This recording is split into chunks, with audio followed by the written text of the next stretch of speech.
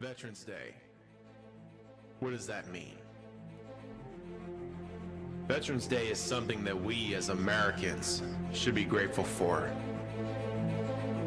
Veterans Day is a day to celebrate the ones who made the sacrifice of everyday life to fight for the one thing that makes the United States the greatest nation in the world, and that's freedom. Veterans Day is for the ones who honorably served in the United States military. Whether you were in the Army, the Navy, the Air Force, or one of the few and the proud, the Marines. Veterans Day can mean more to family because of someone who served. I ask myself, what does Veterans Day mean to me? Veterans Day for me means being able to get up every morning knowing that I am free because of the ones who sacrificed their lives.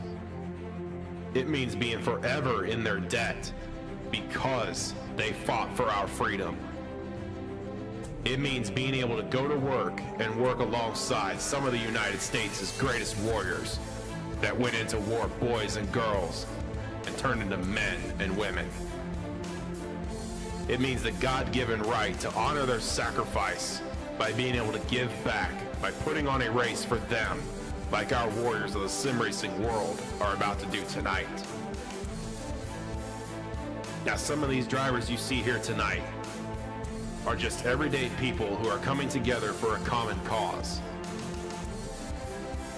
There are some here that have been through the hell that is war and are here to honor not only their brothers and sisters that served alongside them, but to honor the ones who paid that ultimate sacrifice and never made it back home. Those warriors are now the everyday warriors of the workforce, living with the scars of war. So I ask you one question. What does Veterans Day mean to you?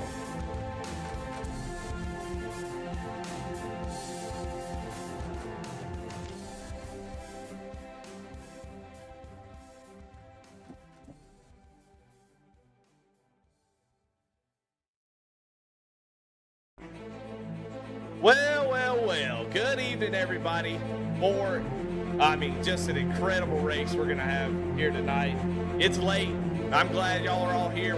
I know we're a little bit behind, but man, I can't wait to get this race underway. Welcome to the main event of the Honorable Recharge 300. Tonight, we're here to celebrate veterans during the week of Veterans Day. And what better way to do that than 300 miles at the high banks of Daytona International Speedway. Hang on to your lug nuts. Let's get ready for some action right here on V-Speed. Hello, everyone. I'm Eddie Smith, and joining me in the booth is the one and only Patrick Dravick, President and CEO of Goat Locker Racing. Pat, how you doing tonight? Are you ready for some racing? We got a good show for the fans here tonight.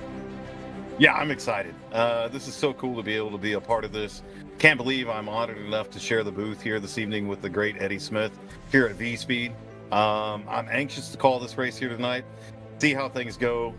We just finished up with a couple really cool heat races, and this main event's going to go off. So yeah, we're running a little bit late. Hope everybody grabbed a cup of coffee or whatever they need, because strap in, we're getting ready to have a whole lot of fun.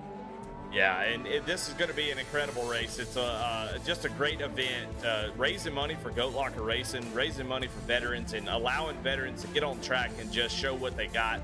And it's just going to be a great race. Daytona is always a lot of fun in these next-gen cars, and it's going to be that tonight as we get on through. Let's take a look at our track, Daytona International Speedway. And, of course, we all know and love it. And here it is, going to zoom right in, falling right out of the sky. Be careful. Hope you got your parachute. There you are. Daytona, there she is in all her glory. And we're going to be doing 120 laps around this track here tonight. And that's going to be something else. So thanks to everybody who is a part of this, and can't wait to get this thing underway. Currently in the driver's meeting, and then we'll jump right into grid. And I tell you what, let's go ahead, and while we got some time, let's go ahead and stand, remove your hats as we Jared Ashley, a Navy vet, gives your national anthem. Oh, say, can you see by the dawn's early light, what so proudly we hailed at the twilight's last gleaming, whose broad stripes and bright stars through the perilous fight o'er the ramparts we watched were so gallantly streaming, and the rocket's red glare, the bombs bursting in air, gave proof through the night that our flag was still there. Oh, say does that star-spangled banner yet wave o'er the land of the free and the home of the brave?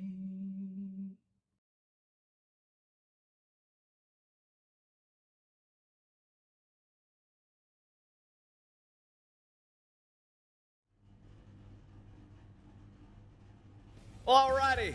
Thanks to Jared Ashley for that rendition of the national anthem. And we're going to jump right into the grid. We got a lot of drivers here tonight. 38 drivers, it looks like, they're going to be gridding up for us tonight. And let's go ahead and jump right into it. Starting on the front row is going to be Joseph Kelsey. Now, we're going to mess up some names tonight, and it just is what it is. We tried to get folks to tell us what their names are, and if we mess it up, it's not intentional. Scott Gilroy going to roll off in a second. In third is going to be Tristan Cotton and Kevin West, and I think we'll see how this is all going to play out. The grid may be a little bit goofed up because of all the heat, but we'll get through it. Josh Kelleher and Christopher Jordan the second. Seventh, Shane King and Charles Abert in 8th. And 9th is going to be Brandon Barrier and Benjamin Stevens in that 10th position. In 11th, Jeff Byers and Mike George in 12th. We'll scoot right on through this. Kyle Wilson, Dana Shepard. We got 15th is George Jewell, Kevin Martin. 17th, Anthony Green, Cody Brewer. 19th to 20th, Gabriel Ande and Terry Fennell. 21st, Nick Giles, Timothy Stubblefield, 22nd. 23rd, Austin Smith, Doug Ellingson, Teresa Spiker, and Paul Lawson. Frederick Seagraves, Chance Taylor. Don King, Greg Spiker. Mark Hollifield, Brandon Giles.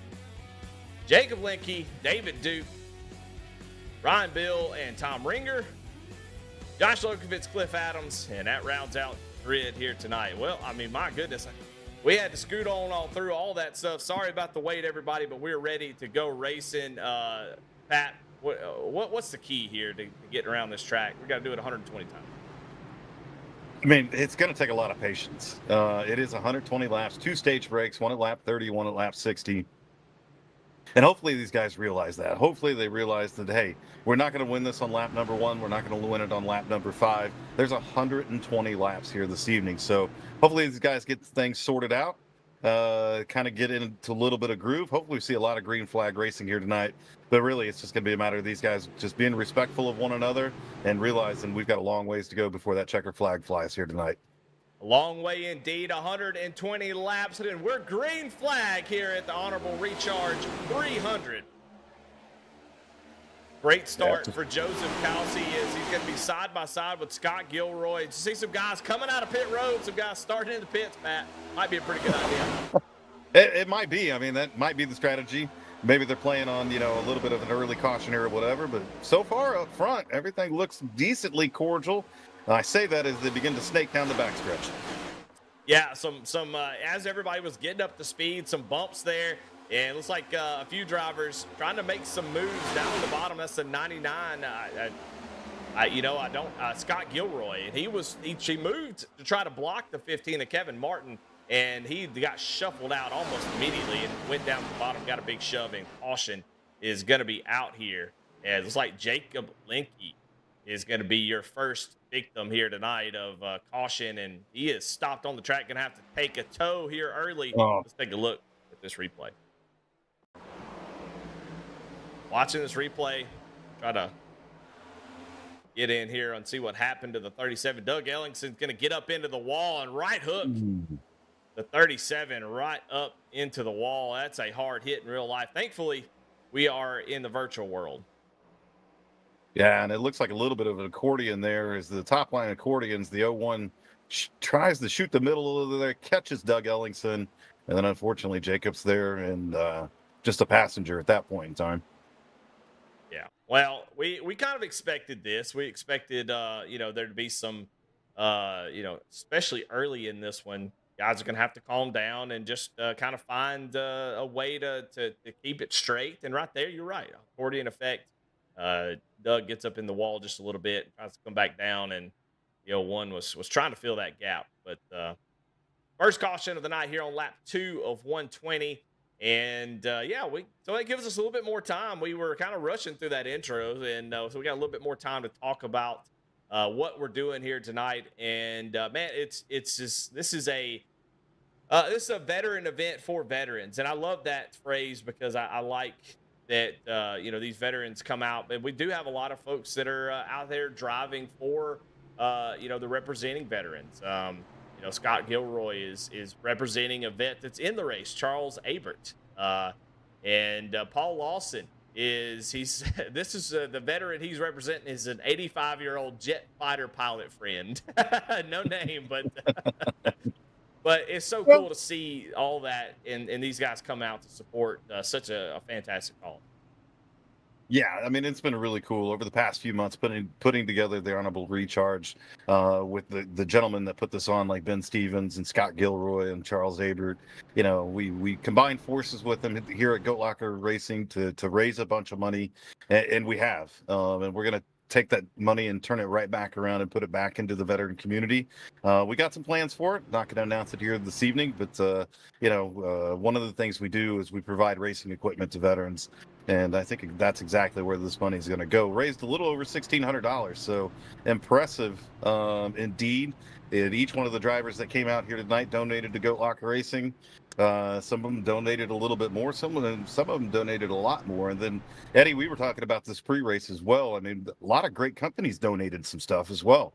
Yeah, and we'll take a look at that right now as we've got some time. We'll show the prizes here.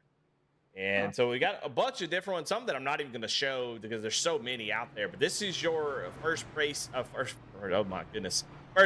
prize is some Black Rifle coffee stuff. I mean, look at that, a whole bunch of really, really cool stuff. Then you got second place, even more Black Rifle Coffee Company stuff. And just so much swag that's going to be given out tonight. I think there is a best paint scheme. I mean, there's all kinds of stuff that's being given out tonight. Yeah, Oscar Mike came on board as well. You'll see a lot of the names, kind of cycling on the upper right-hand part of your screen of all the different partners that came together to make this happen. And yeah, I mean, how cool is this to be able to do this, during the month of November when Veterans Day happened, to see all the special paint schemes that are being run here tonight as well. You'd be hard pressed to not to cycle through the field here tonight and not find a bunch of American flags or an Army car or a Navy car or an Air Force car. I mean, it's pretty cool, a lot of the paint schemes that are happening here tonight as well. Yeah, I mean, just a huge support for veterans. And honestly, that's one thing about Goat Locker that I love the most is just the camaraderie. You don't have to go anywhere. You don't have to get out and go travel, 100 miles, thousands of miles or whatever to go race with other veterans or other like-minded folks and have that just camaraderie. You can have that on the internet in these different type of leagues. And this race is just another example of folks coming out in droves to have a fun race and just to support such a great cause. And Man, it always means more when there's that little bit of extra. I did post the donate link in chat. If you're wanting, if you're kind of new, you don't really know what's going on or whatever, we'll show you some more of that stuff throughout the race. I'm sure we'll have more cautions to do that. But the link in the chat is goatlockerracing.org/donate. If you want to donate, we'll show you why in just a little bit. What this is all about, what this it all stems from, and Goat Locker Racing, who is a big supporter of this race as well. A racing league that has 5 different series running right now. It's just an amazing place. And if you want to donate to what they're doing, there is the link there. $1, $2, $5, anything can help. I mean, $1 million. If you got it, I mean, you might as well. So, all right. Yeah, Oh, go ahead. Sorry, Pat. No, I mean, yeah. I mean, if you got that kind of, cash laying around. Yeah, sure. But the pace car's getting ready to pull off here. We're getting ready to take the green flag, here on lap number 4 of the scheduled 120 laps here tonight. Let's see if these guys can get it stacked up and have us a good little restart here. It looked like a little bit of gamesmanship there back through the field as they stack up on that bottom line. The guys are getting a little spaced out here, but that draft will pack them right back together. Yeah, good start for Kevin Martin, Charles Abert, Benjamin Stevens. They seem to have it all figured out so far as they have been constantly up front. The 15 has really kind of put that car up front early, and that's what you have to do in these next-gen cars. They get big drafts, but they also punch a pretty big hole in the air, and it makes it difficult to keep that track position. It's not easy when you get 2 lanes side by side to be able to actually make up a whole lot of time. So if you can stay up front, that's kind of where you want to be. You don't want to give that up. Yeah, for sure. And I mean, Kevin Martin obviously has got this figured out a little bit. He won the second heat race this evening in a pretty kind of dominant fashion. I mean, he got that car out front and everybody just kind of followed in behind him and was able to get the win in that second heat. And, you'll see the 5th car on the inside line there. George Jewell was the winner of the first heat race here tonight. So, these guys are starting to get their rhythm. The same guys that we saw up front during the heat races are the same guys we're seeing up front here tonight in the main event. Yeah, and there's so many things you can do. It seems like, from the outside looking in, you might think, well, this is easy. They just draft in a line and just follow each other. But there is a lot to this. You can manipulate the cars just like they do in real life. You can pull out. And, if Charles Abert pulls out here, I mean, it's going to bring maybe that Stevens, that second pack up just because of how much it's going to kind of pull these guys back. The air makes a huge difference. And you got to stay tucked in. 4 or 5 drivers tucked in together is really, really fast. It's about as fast as it gets. And so if you can stay tucked in, that's what you want to do. As soon as you start pulling out and start racing, that air gets all messed up. And, boy, it does bring in everybody else really quickly. So you kind of see 2 packs here, as the top 10 have kind of pulled away, and then you've got Jeff Byers back in 11th. He's leading this second pack, and they're trying to work together right now to try to get back up towards the front. Yeah, and if they can work together, they'll be able to do that. I mean, this front pack is kind of, they run a little bit side by side right now at this point in time. Oh! Sorry to cut you off, but there is a massive wreck here in the back. Cars going everywhere. Brandon Giles. Oh, man. Nick Giles. Kyle Wilson. Harry Fennell. Mark Hollifield looks like he was involved as well. And a massive wreck in that second group is, a little bit of contact after the fact. Let's take a look at that replay, see exactly what happened. I don't really know where it started. You can see the checkup started with Terry Fennell. And, oh, man. Have to back it up just a little bit. There was a little bumper car action going on right here. Try to give you a good enough view. It's going to be tough to get all the cars in here, but watching that 00, is it's going to check up right about here, and then it's just a bang bang. Yep. Yeah, just a check up on that inside line. The accordion effect takes place, and that's just a bad bump, from that accordion effect. And that second pack had most of the cars in it, and he's just getting a ride on top of another car. I mean, that's one way of doing it, I guess. That's better than a tow truck. It's a number 6, it looks like, but I don't have a number 6 here, so it must be a paint scheme that is a little bit different. We'll try to find out who that was, because that is pretty impressive. Yeah, that is impressive. Trying to see who that was. It looks like Gabriel Ande here. Yeah. Let's go back and watch it from his point of view. Look at that. I think he would have hung on to it if that other car wouldn't have come up and hit the 59 who had him on top of him. That's impressive.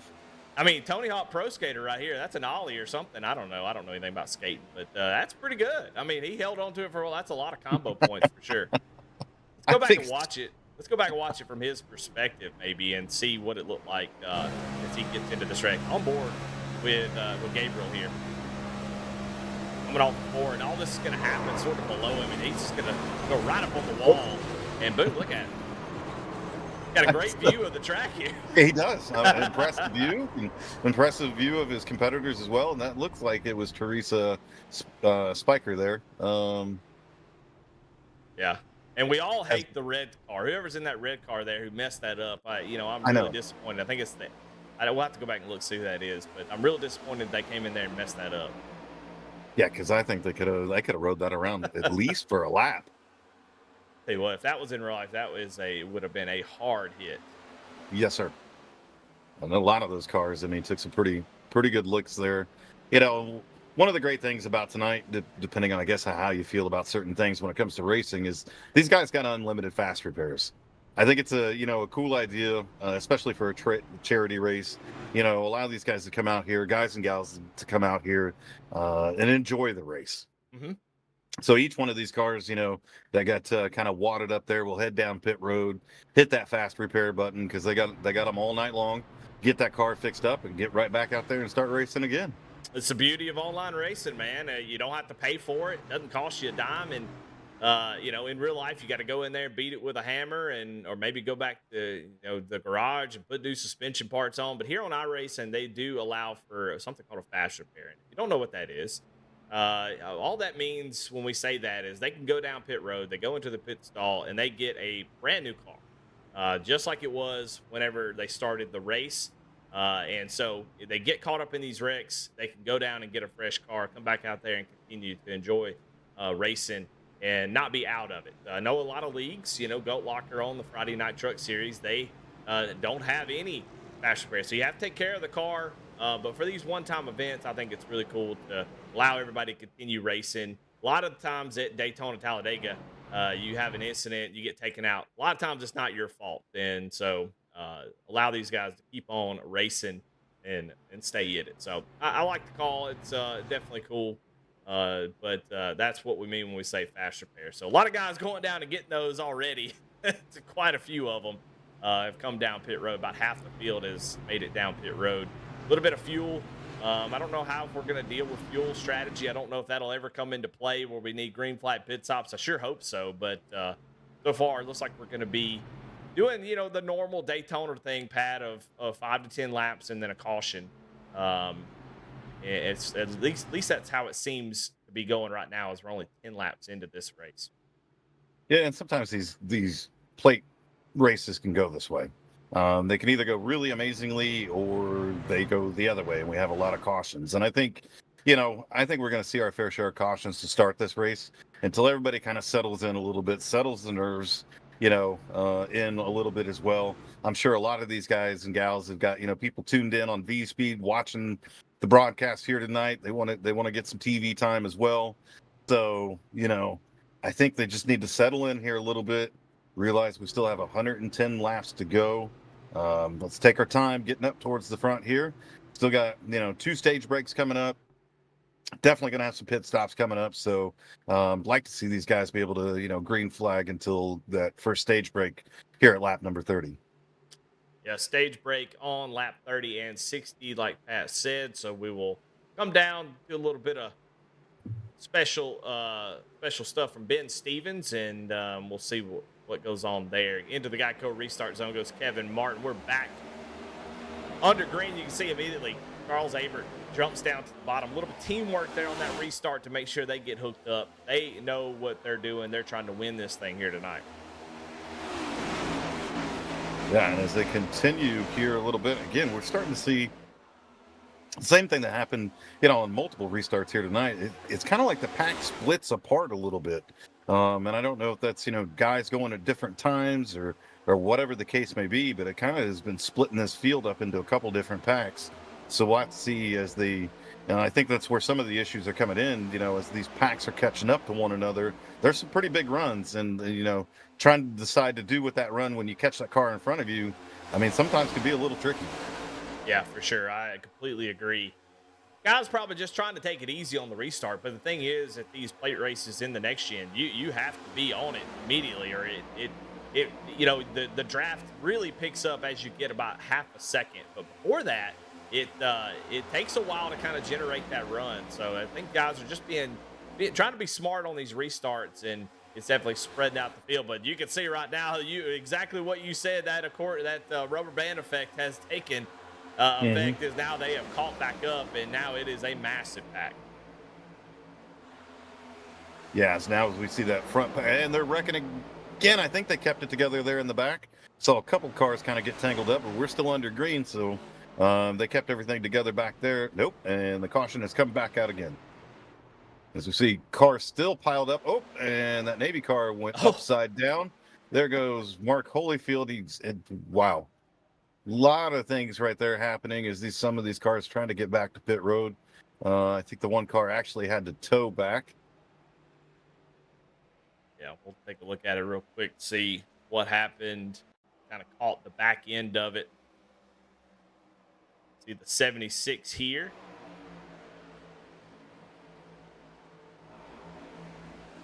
It's like the 37 kind of goes down the track. And that was happening in front of him. That was a 73 of Josh Kelleher. And somebody flipped. Who is that Navy car? We were trying to figure that out. They didn't have a number on it. Do you remember who it was? I don't remember.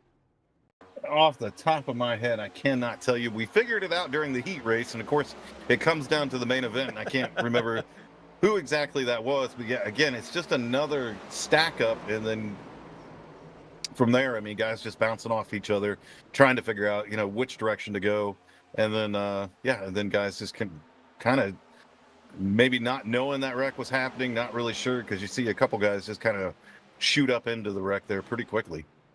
Yeah. All right, so it's Brandon. Okay, we'll remember this. Brandon Giles is the one that's in the Navy car with no number. So see that? Oh my goodness, how did that happen? Just got flipped over. Yeah, well, I mean, that was kind of cool right there. You had the Navy car, the Army car, and the Air Force car all right there together hanging out. Yeah. Giles got a pretty massive run, and then, boy, it just closed up quickly. Yep. And a lot of times in these packs, it's exactly what you see is, you'll have one guy, he'll see the wreck happening, take an evasive move, and there's two cars below him. And that's a wild ride right there. Pretty impressive. It's never fun when you're upside down in a stock car. No, it's not. No, it's not. Well, and it's always such a helpless feeling to be in that position that he was in, where you get a big run, you're trying to go to the outside, and then all of a sudden, boom.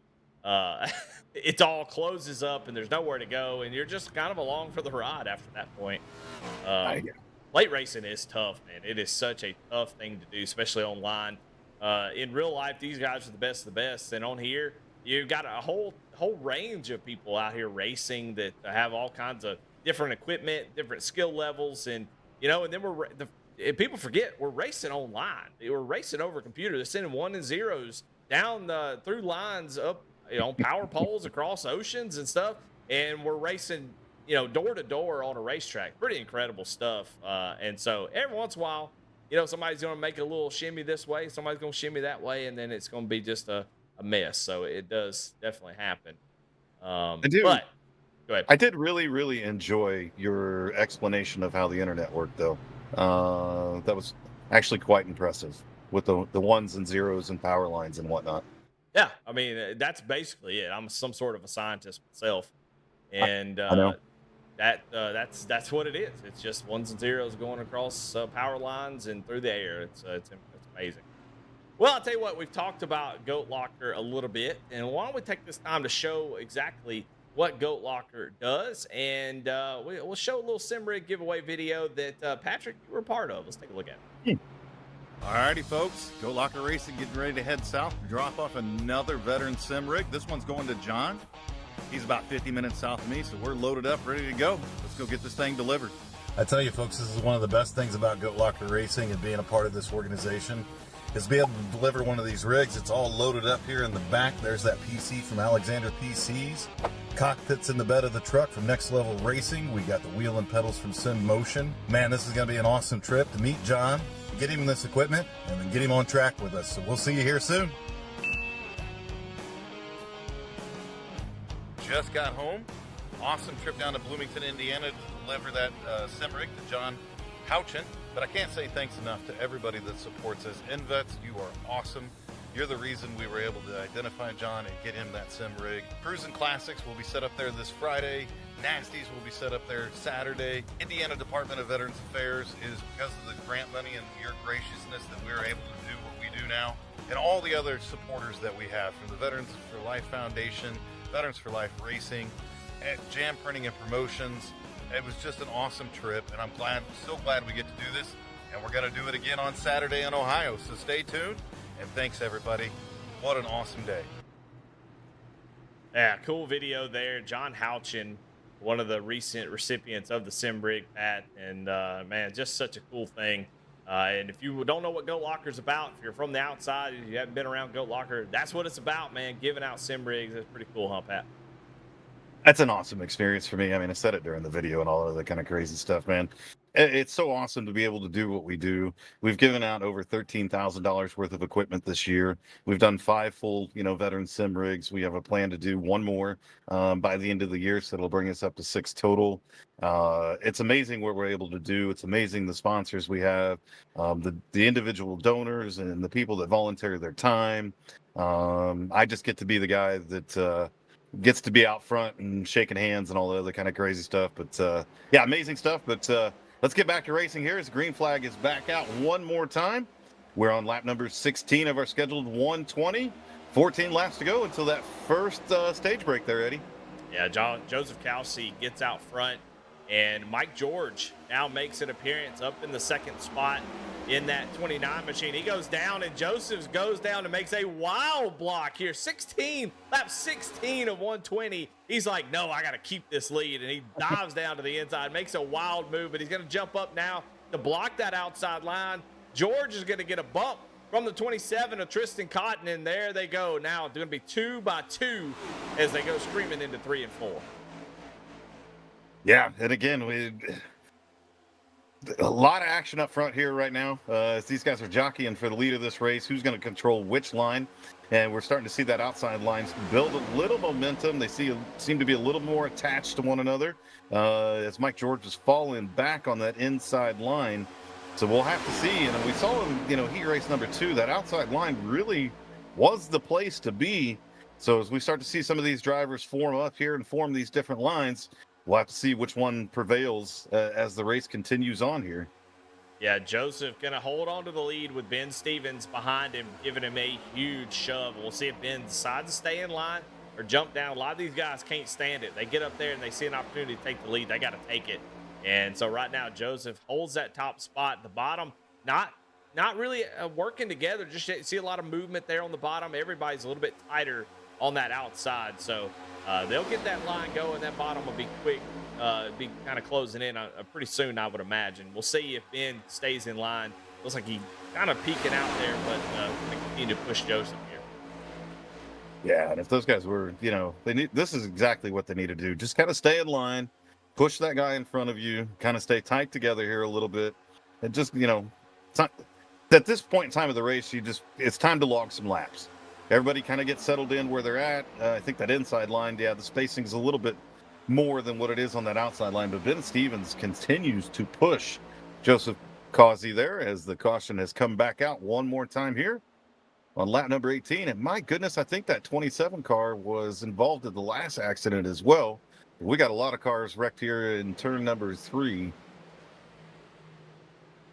Yeah, it's quite a few of them. I know Nick Giles was one of them as well in that Navy car. Let's go back and see what happened there. We were kind of watching up front and kind of happened from the back. See if we can get a good angle of it. Again, they go 3 wide, big checkup on that in that second lane, and again, that accordion effect just gets them. I mean, they stack up in the back and nowhere to go. Yeah, we'll try to see if we could see where that accordion effect happened. It just kind of checked everything up, and once that happens, you really can't see past the car in front of you. That's all something that we get the benefit of being able to see what it looks like.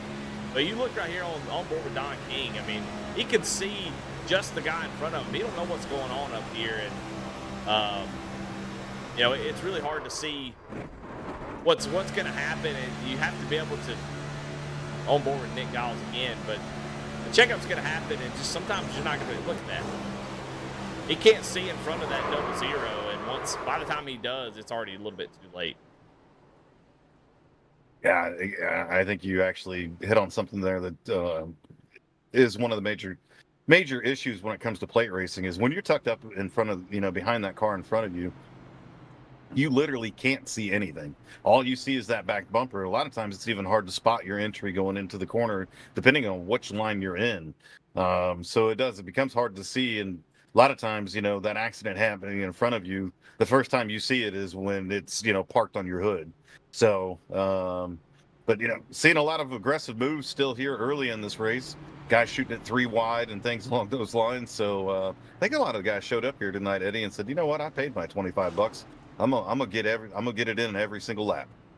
Yeah, I mean, the best way of going forward sometimes is through somebody, I think, and that seems to be what guys are trying to do right now. Take a look at the driver cams. One of my favorite things to do when it comes to broadcasting is to show off what guys look like whenever they're racing, and seeing the rigs and stuff, all kinds of setups. You can see George Jewell in there sitting in the dark. He doesn't want to see anything but the screen. You got Mark Hollifield there with a big old smile on his face. You think he ain't having fun. He sure is.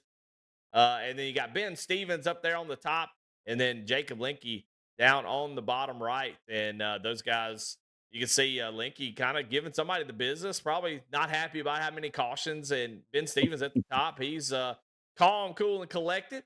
And then you see Mark Hollifield got a big old smile. So now we love to see that. We love to see these guys and the emotion. We a lot of times here at V Speed, we like to show that off, especially when guys win. They fist pump as they're coming across the line. Pat, one of my favorite fist pumpers out there, as he takes the victory. It's just so cool to see that emotion, because people really care about it. They really want to win. I'm gonna tell you right now, if one of these guys has got the cams win this race, you're gonna see some wild and crazy stuff. It's just cool to be able to go see all. I mean, some guys have really nice rigs, really high dollar setups, and then you got some guys that are on a desk with about $150 wheel and up here leading the race. So it's just cool to see all the wide variety of stuff. It definitely is, man, and I think that's another great part about iRacing. I mean, yeah, you can go out there and spend $10,000-$20,000 and have a really, really nice racing setup, or I mean, you don't need all that to get out here and go race and be competitive. One of the things that they were doing in their Discord, they had a channel that said, show us your rig. And it's cool to see, the different things guys race on, how they race, those types of things. And it's cool. The driver cams are always so awesome. It looked like Jacob Linke knew this was going to be a tough one here tonight, because he threw on the tank top. He's got the fan going in the background, and he's got a big old thing of Gatorade to stay hydrated. Yeah. I mean, he's in this thing for the long haul. For sure. I got somebody yelling at me in chat, and man, my ears are bleeding. They're yelling at me. There's so many exclamation points. Show Christopher Jordan's car. And I'm doing it right now. Look at it. Man, it's an awesome looking paint scheme. I love this. So I'm glad that you brought this to my attention. There's so many paint schemes. We'll have to look at a bunch of them, especially we have more cautions. But, man, I love the way this looks. Got the I'm sure there's something that I've seen, like an A10 that's got this type of scheme, twin-headed dragons on the side there. Really, really cool paint scheme. Yeah, a lot of your aircraft in World War II and World War I were kind of painted like that, and it's always cool to see that come back around again. I've seen it on some A10s as well, but super cool. I mean, super cool paint job. Glad we got a chance to kind of focus in on it. We'll catch a few more as we go through the evening here. I mean, there are a lot of really, really cool ones out here tonight, but good stuff there, Christopher. Yeah, that was Sergeant Boyd's in chat that kind of threw that out there, and I'll tell you what, I love it. I'm joking around, but if somebody wants to show, you want me to show somebody's paint scheme, we might gonna have a lot of cautions to do that. So definitely tell me who you want me to look at. I'll showcase them on the broadcast for sure while we're under caution. But we're getting ready to go green here, Pat, into the Geico restart zone. Goes Joseph Causey and Benjamin Stevens side by side. Causey going to get a great restart working together with Benjamin. It looks like it jumps down from the top side to the bottom. And now they're going to continue that trend of those two running 1-2. And Benjamin has been a fantastic pusher so far. I can tell you, if I get down to the end of this race, I want that 24 pushing me. I may end up finishing second, but I want him pushing me. No, absolutely. I mean, those two gentlemen have really actually worked very, very well together here this evening. Been kind of cool. I was a little bit leery there on that last restart when Joseph Causey kind of jumped way out there. Didn't know, if he was kind of going to get left behind, but Ben Stevens picks him up, and they're back to racing again. And this time they choose that outside line again, and they're going to try to hold that outside line. And we're going to have to see this time around if that inside line can gain any momentum, can, get together a little bit, get organized, and actually make a challenge up here for the lead. Yeah, they are just rim riding at the moment. I think what you said earlier was sort of maybe the play here. I can't hear any race chatter, so I don't know if race control is like, hey, let's see if we can just calm down for a little bit, guys. We've still got a couple stages we got to get to, and so I think they are calming down a little bit, getting up on the top side, just riding, letting the race come to them. I like that. So far, it looks like the top 7 are single file, and everybody's starting to kind of spread out. So obviously something was said, because they're definitely changing a little bit how they're driving. See some weaving towards the back, but up front, all single file here. Yeah, as we continue to kind of click off laps here tonight in the Honorable Recharge 300, we're working lap number 24 of our scheduled 120. So we're just a handful of laps away from our first stage break of the evening. And, at that point in time, I don't think we've talked about it, Eddie. Mr. Ben Stevens is going to kind of come up into the booth, talk about a couple different things, and some of the guys that are actually racing here tonight. Yeah. Well, I kind of want to give you the update on Chris Davis. I think it was, Chris Jordan, excuse me. He is racing for it's like Brian Boyd, served from 1999 to 2024 in the U.S. Army. So that's who he is. Christopher Jordan is racing for that scheme we just looked at. So appreciate you. Glad to have you in the chat. Sad that you're not on track. Maybe we need to get you on track at some point, but appreciate Brian Boyd for being in chat, cheering on his driver.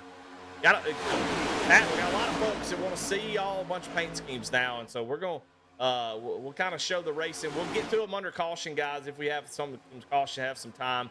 But we're going to show this action right now, so y'all keep it up and let me know who you want to see, and I'll put it in the old memory bank, and we'll revisit it when we can. But right now, it's a lot calmer. It just feels like everything is chilled out. We've got the one big pack here. You got to go back to Mark Hollifield and Brandon Barrier. They kind of lost the draft here. It's always a danger in the next gen. And then you got to go back a little bit further to guys that are multiple laps down. So we've got a pack of about 24 drivers at the moment, and it definitely seems a little bit calmer. Yeah, they seem to kind of get organized. Everybody seems to settled in here a little bit. That bottom line is actually gaining some momentum, led by Martin down there, and it's going to be interesting to see if they can stay a little organized here, make a push. They've kind of hung there, the third car back, the fourth car back. They haven't quite got up there to challenge, for the lead, but they continue to push, and right now I think they're drawing even with the leaders. Yeah, massive run there. 2, 3, 4 actually gained quite a bit, but you see that the power of the outside is that front straightaway. Although Benjamin Stevens does come unglued from the 88, that's only going to help that bottom line. That's sort of the disadvantage for the bottom line, is that straightaway coming off the corner, the momentum from the outside, and they were able to hold on to it. You see that gap back to the 24, something we haven't talked about with the pushing. These cars will overheat. You can't push forever. You have to push. You have to be wary of it. We still have just less than 100 laps to go. Still a long way to go in this race. You do not want to be pushing that water temp or oil temp here early, because that engine could go kablooey if you're not careful. Is that a technical term? Yeah. Kablooey? Yeah. Oh, yeah. All right. for the audience. I just want to make sure the audience understood, what we were talking about. But yeah, you can drive the temperatures way up in these cars, especially if you stay locked on the bumper, which is kind of surprising. Ben Stevens has been able to stay locked in, on Joseph Cossie for so long. But I guess that's why you kind of see him from time to time kind of poke his nose out. I don't think it's a move to make any type of a pass or any of those types of things. I think he's just getting air to the nose of his car. Yeah, I think you're absolutely right. And he comes off of him here. And really, there's no point in pushing really hard at the moment. If you're Ben Stevens in the 88, you really just kind of hold off and push once that bottom line starts to get a little bit of momentum. Like right now, the 60 of, I don't know who the 60 is. I don't know if that's a lap down car or whatever. Some of these paint schemes might be a little bit off, so I do apologize. Looking down the list for a number 60, I don't know. Oh, it's Gabriel Ande? Gabriel. Yes. No, he's the number 6 car. So I don't know who's in the 60. Somebody's. It might be Shane King, and I think it is. Here he is, right here. All right, he is technically number 30, but we'll do the best we can. But he is getting a big shove down the bottom. So Shane King now getting up to and getting a big push from Kevin Martin, who led here early. And he's going to be shoved out front as well. The 15, they make contact. And around goes Shane King in front of the field. And they're still wrecking. Ben Stevens is caught up in it. Their Chance Taylor piles into it as well. As we still have cars wrecking. Oh, my goodness. Oh, and there's the 07 of Charles Abert that is involved in this. Causey heading down pit road with the hood flapping on his number 88 machine. Tell you what, if you was trying to get a little bit of sheet metal from this race, now is the time to get on track and get it right now, because boy, it is a lot out there. And that all started up front, and I think we saw Kevin Martin maybe try to shoot the gap there, and it just wasn't there. Let's take a look at that replay real quick. We were kind of watching it, but I don't know where this all went wrong. I think the 15 just kind of shimmied up the track a little bit. I don't think he was trying to go 3 wide. I think he just kind of went up there. And when he came back down, just turned across the nose, or the 60 or the 30 come across his nose. So we'll find Shane. There he is. Kind of watch off the back bumper here.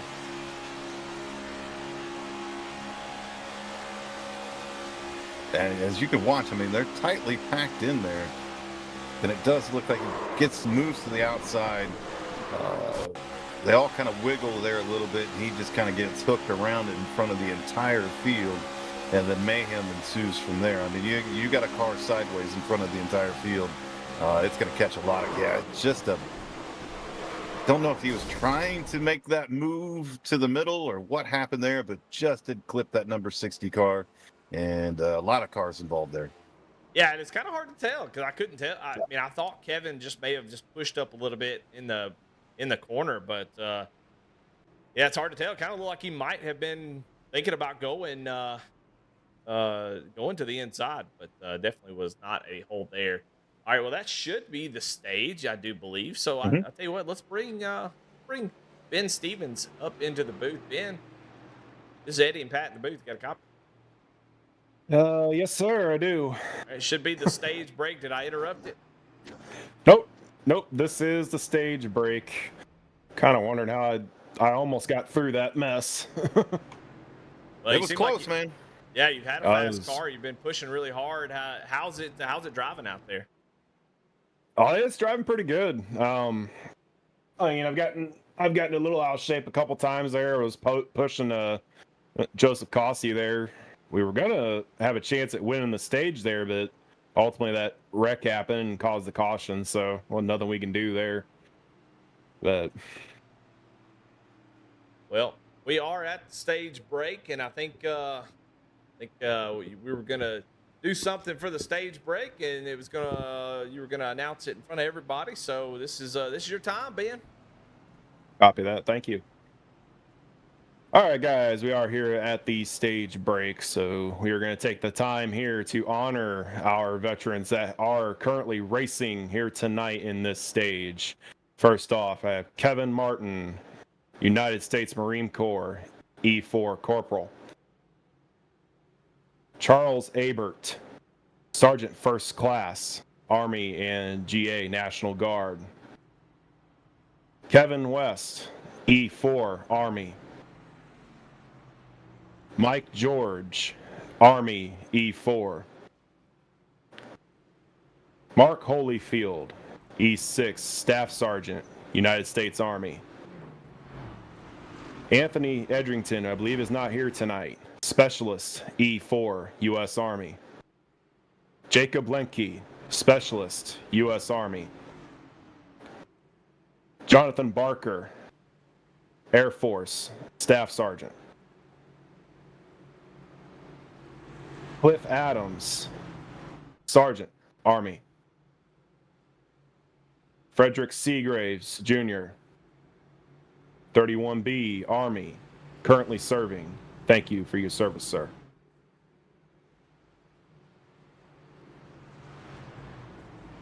Josh Lokenvitz, Sergeant First Class, Iowa Army National Guard. Dana Shepard, Sergeant, Army.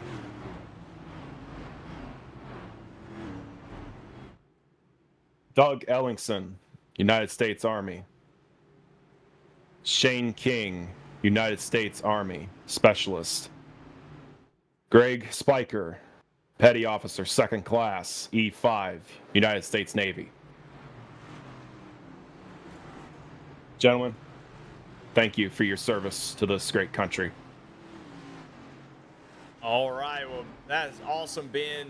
We're going to let you go. Get back to racing. Good luck. And appreciate you coming up here doing that. Thank you, sir. All right. That was Ben Stevens. Shouting out some vets, man. I love that. That is my favorite thing that has happened tonight. I love people getting recognition that they deserve. But we're about to get ready to go green. The start of stage number 2. It has been a wild one so far. Into the Geico restart zone. Kevin Martin, the wreck happened off the front bumper, and he is now a beneficiary of that as now he's out front, although he is getting away a little bit too far by himself, Pat.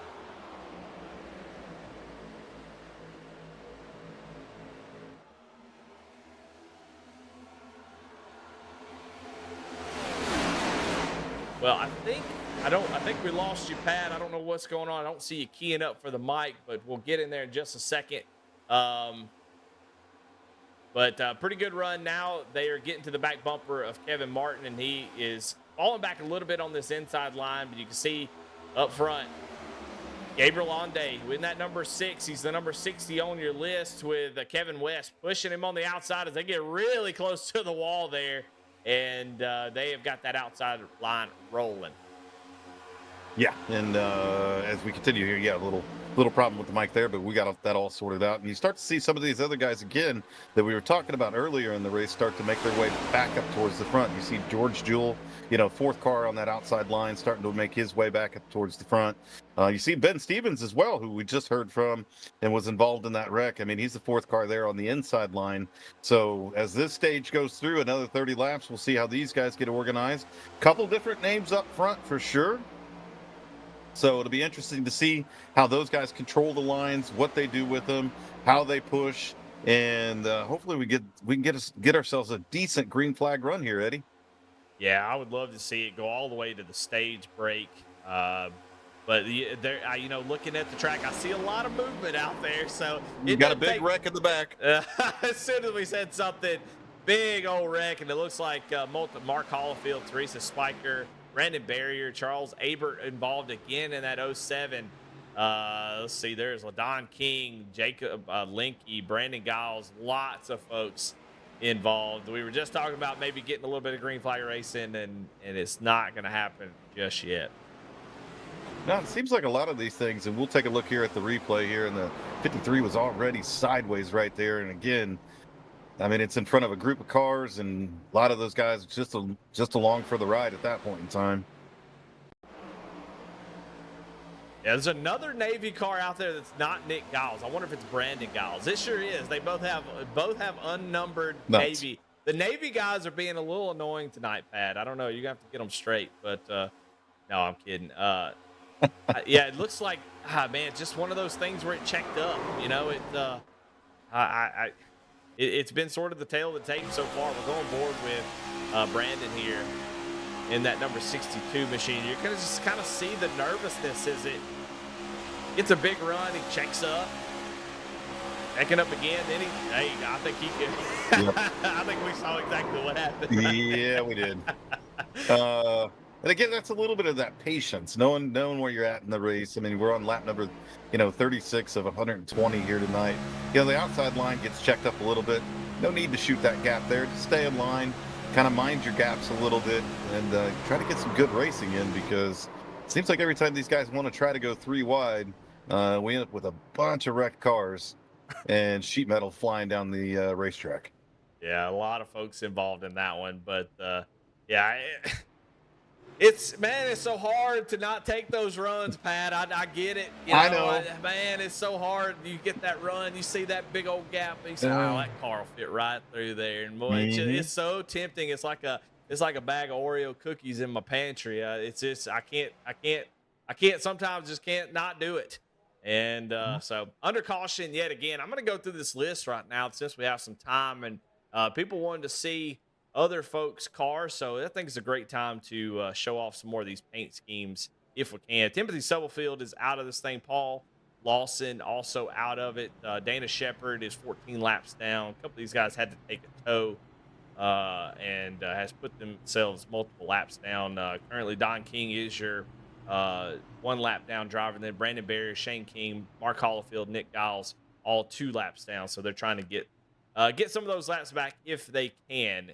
Looks like one of them was Tristan, I believe. Yeah, we'll jump on.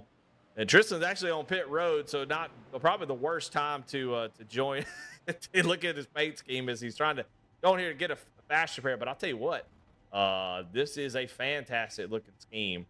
U.S. Army. Very sharp. See, man, I love that. Hey, whoever said that, let's see. Ian Wilson, DEP Graphics says, let's see 27. I like it. Look at that right there. Combat Vets Association, yeah. Super, super sharp. Whoever put that one together, man, kudos to you. That is very, very impressive. I love the way that they did those numbers.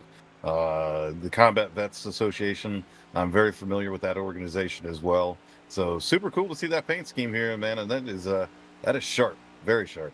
Yeah, I love the colors and the skull. The skull with the spade. I don't know what that means, but that is a cool combination, and whoever put that together is pretty sweet. It looks like Tristan is on the nameplate. Then up here, it's got Ian Williams on the other side. So cool to see that particular scheme.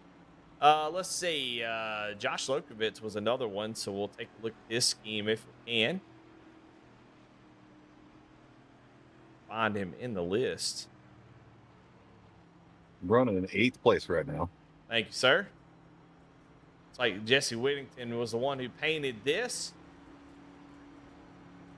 and did a little bit of, he said the spec map was fun to do. Got the American flag on the hood, the red, white, and blue. I mean, look, you can't go wrong with this type of scheme in a race like this. I mean, you're pretty much just playing to the judges right here, so I like it. Yeah, well, I mean that windshield banner. I mean that's pretty sharp right there. Yeah, I'll zoom in on the Goat Locker racing there on the banner itself. So really nice scheme for the 79. We'll see. Should have been a couple more. The 73 car of Josh Kelleher.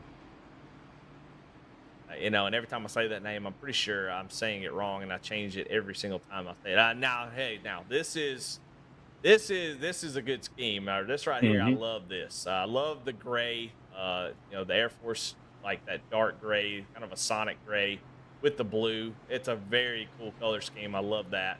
You got the American flag across the top. No doubt, this is a banger of a paint scheme. I would drive the heck out of that. That is a good looking car. Yeah, outstanding job on that car as well. And I love it when they take the blue and they chrome it, and that's all done Yes. through spec maps and things along those lines. These guys that paint these cars are absolutely amazing, and to see some of these here tonight, man, you can tell a lot of time and effort and energy went into that. I mean, I love the black American flag across the roof as well. I mean, that is a super sharp car. Yeah. Wow. This is probably my favorite so far. It's got Carl's Jr. down there on the bottom too. That's also a big plus for me because I like Hardee's, but Carl's Jr. is good enough. I'll take that. DEP Graphics seems to want to see a lot of cars, and I can't imagine why, Pat. I don't know why DEP Graphics might want to see a bunch of cars here tonight, but we're gonna. You're asking for it, dadgummit, I'm gonna give it to you. We're getting ready to go green here though, so we'll have to hit some more of these once we go back green. But there is a quick view of that one. It looks like got Till Valhalla project on that car. Another great veteran organization that does a lot of great work. So cool to see them in that paint scheme out here tonight as the green flag is back out. We're back underway on lap 39 of our scheduled 120 here tonight. Gabriel Ande is the one out front being pushed by the 0-1 of Kevin West. As again, they kind of spread out a little bit, and those two cars get out front, and so they have got control over this race over Kevin Martin and Scott Gilroy right now. Yeah, same type of restart that we've seen all night. We've got about 20 laps to go before the stage. Let's see if we can get there under green, but right now, big push from the 0-1. Kevin West really shoving that number 60 machine. And you've got Kevin Martin right behind him, Scott Gilroy. I keep seeing the same names up here at the front, and dadgummit, don't look now, but George Jewell is up there as well. And we'll take a look and see. There's George Jewell right there. You can barely see his face right there. He is so focused. He's got all the lights off. He's very romantic about his Daytona racing, Pat. I think so. And every time, I mean, he races in Goat Locker Racing, always got that driver cam on, and this is the way it always looks. So I mean, it must work for him. He's been really fast at a lot of different tracks. It's kind of cool to see him, running up front here tonight in this Honorable Recharge 300. And like we spoke about earlier, I mean, he was the winner of heat number 1. Yeah. And when he crossed the line, we watched it. He had a big old smile on his face. So we're looking to see that a little bit as you see him come across the front stretch. The lights up from the track, the game itself actually lit up his room a little bit. You can see the Dale Jr. poster in the back as he is making a little bit of contact here. A little broadcaster curse as he makes contact as that outside line comes roaring by him really quick. Yeah, they've gotten organized on the outside. I mean, we got the 3 cars out front right now, and then you kind of cycle back from there, and they're running 2 by 2. George Jewell able to gather that car back up, so he's running well. We got a little bit of 3-wide action happening in the back, as it looks like Mike George has kind of got put in is what they like to call the sucker hole, the middle, and he is trying to find his way back into line. Maybe he did that on purpose just to get out of the chaos for a little while, but he kind of got shuffled back there. But head back up front here. Again, that number 60 machine, piloted by Gabriel Andre, is doing really, really well. Once he's gotten that car out front, it's kind of where he settled in with Kevin West pushing him. And then we've seen Kevin Martin, up front all night long as well. And it's kind of settled in this way over the past few laps as those 3 cars are out front. And then it's 2 by 2 from there as we got another caution here. Caution back on the speedway, and it looks like it was Charles Abert and Brandon Barrier that might have been involved in that one. Trying to see where they are. Brandon Barrier is way back here by himself. I don't know if that was... Yeah, there it is. Oh, these two sort of in this second pack here as we'll take a look at this replay. See what happened. Yeah, they're back in this second pack, and oh, man, one of the Navy cars that's having a bad night. Well, I tell you what, that was I think that was Brandon Giles there. So you can see not exactly sure what happened, man. That was one of the weirdest looking things. It's all of a sudden that car just kind of jerked right. They're trying to get continue watch. Got up into the 14 there for a second, and then he just got a car there. Oh, okay, yeah. So the car was coming back to him. Didn't have a draft, and boy, he just kind of got just in that left, right, and that was. That's got got kind of stuck there. We'll see. He's got that driver on the bottom, just gonna drop the parachute with nobody pushing. Giles, he got to go in 3 wide. He can't push. He just kind of gets hung up there and goes around. And that brings out the caution again. Just not having that patience of let me push this guy. He wanted to go 3 wide, and then another caution going to come out. Yep. And then as they like to call it in motorcycle racing, little tank slapper there as he was trying to catch that car going back and forth. But again, little patience here, and we can get some good green flag racing in as we're about a third of the way through this race. Working lap number 43 right now. The next stage break is going to be at lap 60, so we are still 17 laps away from that. And then we're going to have a long 60 laps until the end of this race. So still a ton of racing left to go here tonight in this Honorable Recharge 300. A lot of action.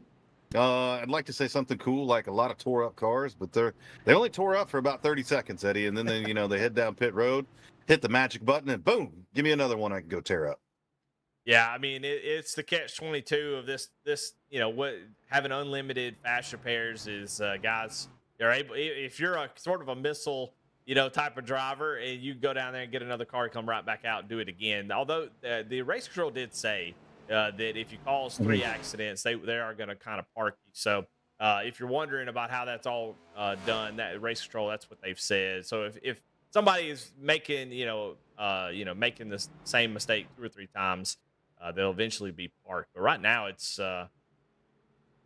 just guys trying to position themselves, get up towards the front, trying to make moves, and just having fun, man. That's what it's about. And they're definitely seem like they're having fun. A lot of guys that have moved up through the field, making up a lot of spots. Of course, Gabriel Ande and Kevin West started at the very back of the field, worked their way up towards the front. David Duke, somebody we have really failed to mention so far tonight, he has made his way from the very, very back. I mean, he started on the back row, and another great paint scheme for him. We've got Chevy and Ford on the Camaro. How about that, Pat? I don't even know what to think about that. It's really confusing, as a matter of fact. But I mean, it's no different. I guess you see in the real world, you see somebody, driving down the road in their Toyota Tundra with a big Dale Earnhardt sticker on the back of it. I guess you pull for who you need to pull for. But I know the car dealership that's on his car obviously sells a lot of different brands of cars. Big sponsor of him and everything that he's doing. And Big Duke does a lot of things in the sim racing world. He's a pretty popular streamer. A lot of guys and gals tune in. And there's old Keith Says Yes. And he's been doing some great things at Goat Locker Racing as well. He just recently joined the team over at Above the Yellow Line with Taylor Kitchen and her huge announcement coming out with Above the Yellow Line Media. So a lot of really cool things going on. And then he also donated a Moses sequential shifter here this evening that's going to be randomly drawn and given away. Man, awesome. Love to hear that. And Duke's been a very welcome addition to Goat Locker. And he's in over a couple playoff series right now, and he is going to be fighting for championships up there. Let's see what else we got. We got 43 was a driver that somebody wanted to see, so we'll try to get you the 43 if I can find him.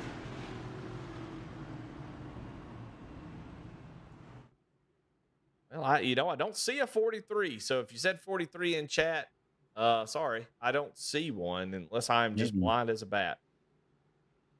I do not see a number 43 either, so must be racing as something different here this evening. Well, or maybe they got let me know their name, and I'll pull them up by name. So if you say their name in chat, I can I'll get it pulled up that way. Numbers are a little bit out the window. One person joins with the wrong number, it kind of set off some dominoes of a lot of folks having the wrong number on the server and versus what it shows on their car. So just tell me their name, and I'll definitely get it on screen for you. But go ahead. Lights are out on that pace car. So we're going to get back under green here very shortly. Still got a lot of guys on the lead lap here. A lot of racing left here to go. So we'll have to see again one more time, how this restart goes, how these guys decide to kind of take the racing here. Seems, here as of recently, a lot of the accidents are coming from the backpack. The guys that are running, back in 16th, 17th, 18th position, they get separated from the main pack, and I think they're kind of panicking a little bit, trying to get caught back up. So we'll see how it goes here again. But great restart there on the inside line as Gabriel Ande gets moving. He's got Kevin Martin right behind him, and then Kevin West as well. So those 3 cars right back out front. And I think we're going to see a little bit of the same, Eddie. It looks like the field is going to stack up 2 by 2 behind them as everybody's trying to get organized here and get moving. But yeah, we are going to be back under caution one more time. Yeah, it looks like the 80 of Don King down in the grass, and a caution back out on the raceway. It's definitely a tough one at the moment. Going to take a look at this replay real quick, see what happened. Don King there down on the bottom. 3 wide with the very neon green. I can't even say who that is. We'll back it up just a little bit.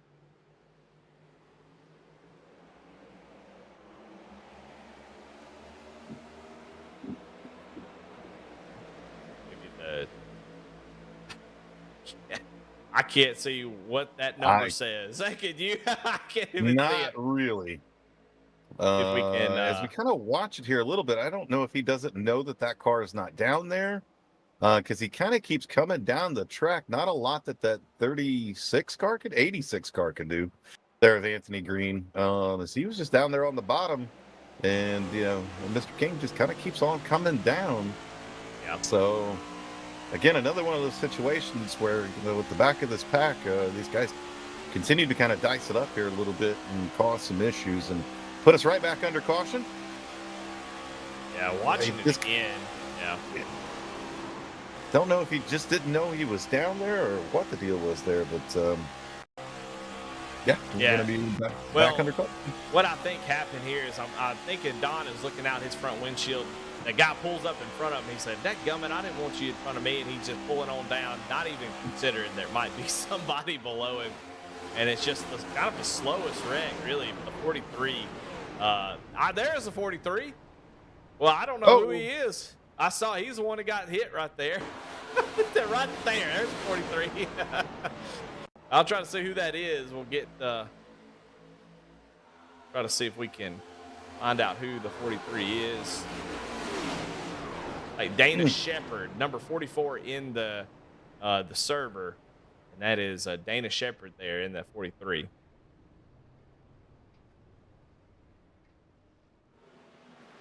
Well, we'll probably be working on lap number 50 when this thing goes back green.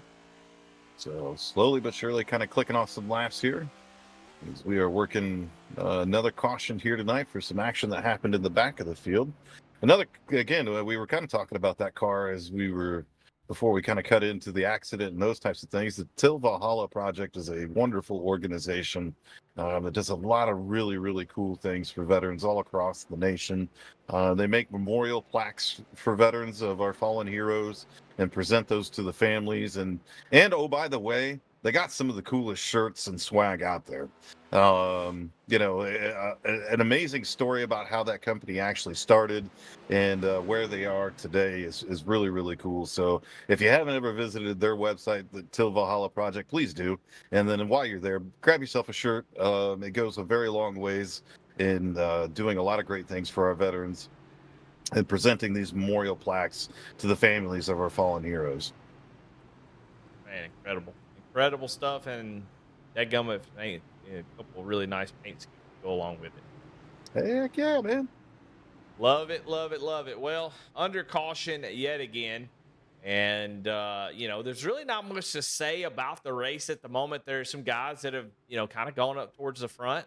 Kyle Wilson's moved up in that 97 machine, has moved up 27 spots since the drop of the green flag. So Kyle Wilson, keeping the car, in running order and having some good luck staying up towards the front. We talked about David Duke, Terry Fennell, in that 0 Marines Chevrolet. He is up 13 spots. You got Josh Lokovitz in that 79. He's up 16. You got some guys that have fallen, or gals maybe, who have fallen back. Tristan Cotton in that beautiful 27 machine is down 12 spots. And then you got Teresa Spiker, who we thought was going to be up front and was leading one of the dual races. Is a little checkup under caution here, has dropped 14 spots. Charles Abert, he's been involved in a couple of wrecks, and we have not seen him be able to get back up to the front. I think we expect to see him up there. It's just taking a while with all these cautions to try to get that machine back up front. Yeah, and it's going to take a little while. I mean, once you kind of lose track position, I mean, you need 5-10 laps of green flag, racing in order to kind of work your way back up through the field and kind of let some things happen there. But with these short little sprints, it's almost impossible to make up that track position. And so we're going to have to see, again, as we've talked about a few times here this evening, if we can get some guys just to settle in a little bit. Let's get some great racing in, as we got Jacob Lemke here on the driver cam. Again, I told you, he's ready for the night, man. That fan's blowing in the background. Big old thing of Gatorade. He's got the guns out, so hopefully, we'll see him get up front here as that number 37 machine looking very sharp here tonight. Yeah, he had just got back on the lead lap, so he is back in it now. He is ready to go back racing, so he is kind of got stuck a lap down and now has gotten back on lead lap. So he is definitely ready to roll now. You can see he took a big old deep breath, kind of stretched his back, said, "Ooh," he's ready to roll now as we get ready for the pace car to pull off. Gabriel Ande really enjoying leading a bunch of laps here under caution. Kevin Martin, Jeff Byers, Scott Gilroy, and Benjamin Stevens now your top 5 as you get ready to go go green. Going to have 10 laps to go to stage number 2 into the Geico restart zone. Gabriel going to get a great jump. These top 4 really get a good start. Yeah, they continue each and every restart. You never know who's kind of racing, on the same teams together, maybe in the same chats together. You definitely want some teammates out here when you're doing this plate racing. You want some guys that are going to stick with you, push you, and those types of things, because strategy it plays a big part in how you're going to work your way up to the front, if you can stay up front as well, as you try to control some of these lines and these runs that are coming from behind. And we'll kind of watch here again as this front pack is getting a little dicey again, as a little bit of that accordion is starting to happen as these guys are getting these big runs. And Eddie, you talked about it earlier. This next gen car does punch a very big hole in the air, and especially if you got 2 and 3 and 4 of them lined up, that guy in 5th is going to get a mammoth run, and we're kind of seeing that a little bit here right now. Yeah, I hate when I get the runs, and I tell you, these guys are trying to find ways to use them at the moment, and the top side was pretty strong there, and now the bottom has kind of come unglued. They've got car link between all 4 of those cars. You can see how quickly it kind of closes up, and big, no, I thought it was a shove, but Jeff Byer says, I'm going to go to the front, I think, and he did jump up to the outside, although he has no help, as he's going to lead the top line, but the 68 of Tom Ringer is going to get to the back bumper of the 6. Caution has come back out one more time here this evening. We'll just take a look and see who kind of got wadded up in this one. I really can't see any events that happened. Mark Hollifield's slow on the track, so we'll see if it maybe had to do with him. We'll take a look at it here. Looks like it was. He had the 43 in front of him. They're drafting, and the 43 comes down, and Hollifield just didn't react like he needed to. He did get on the brakes, and obviously not meaning to do that. Watch it on board with Hollifield here. It's just not 100% sure what the thought process there was. As as they're racing at the back of the pack, and not a whole lot going on there. Just those 2 cars on the outside, and Mark just kind of stuck it on the outside, and those 2 cars got tangled up, and caution flies one more time. And then you see a couple cars kind of zoom by there, not get caught up in that whole thing. But that one's a little bit of a head scratcher, Eddie. Yeah, it seemed like maybe a miscommunication. I think Hollifield wanted to stay high and push up there, and I think the 43 wanted to go low, and they just kind of split apart and made a little bit of contact. But yeah, back under caution again, and we have had quite a few of them. Let's see how many we have had.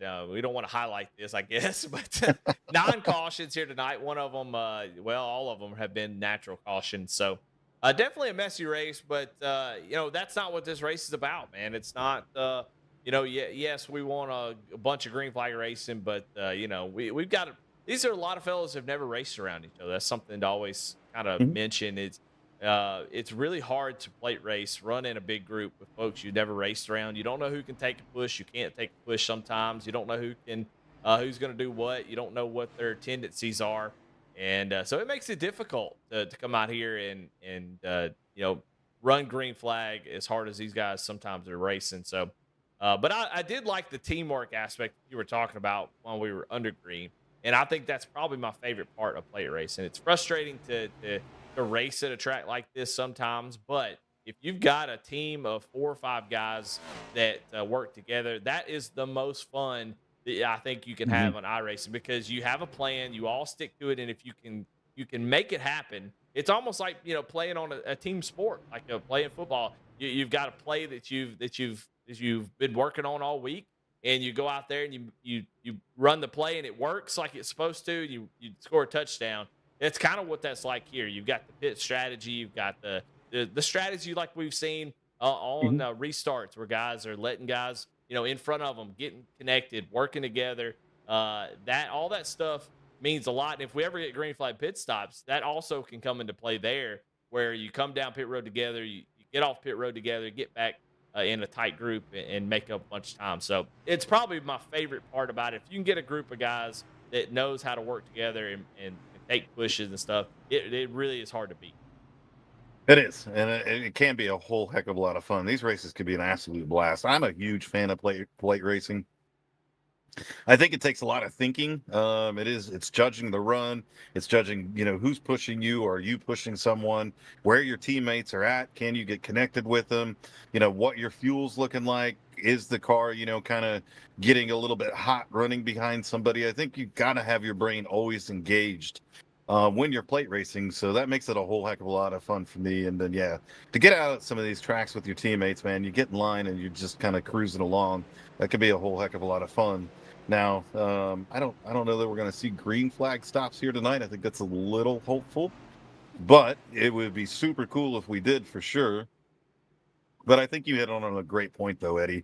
I mean, a lot of these guys and gals that came out here to race tonight never raced around each other, and you have such a wide, variance of experience, of talent, and those different types of things. So it can cause a lot of chaos, and we've seen a lot of chaos here this evening. But again, I think I'm going to say it every single caution, and somebody can just tell me to stop saying it. But I think they're going to get it together. I think, a little patience here. We can start logging some laps, and it's only going to be about 5 to go before the our second stage break. But I'm a holdout hope, Eddie. Hey man, I'm on board with the giddy optimism. We're on the same boat, and I'm here for it. I think we're on the SS optimism right now, and so we'll see if they can get some green flag. Although we're getting down to a stage break here, just 5 laps when they take the green flag. So I don't think they're going to be calming down right now. They want to win that stage. I don't think it pays anything. It's definitely not going to give points because it's just a one race deal. But that gummit, if there's something to win, I want to win it, and it's. I think these guys probably feel the same way.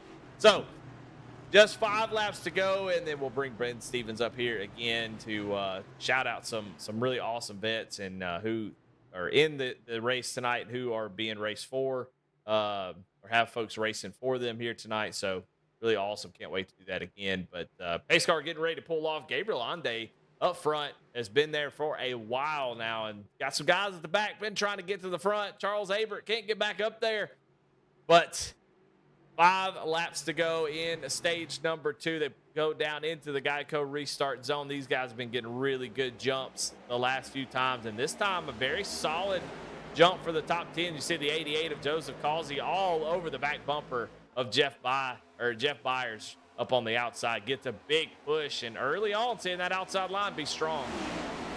Yeah, and you see the 2 guys down there on the inside line as well. They kind of get connected, but that outside line's now has got the 3rd car there.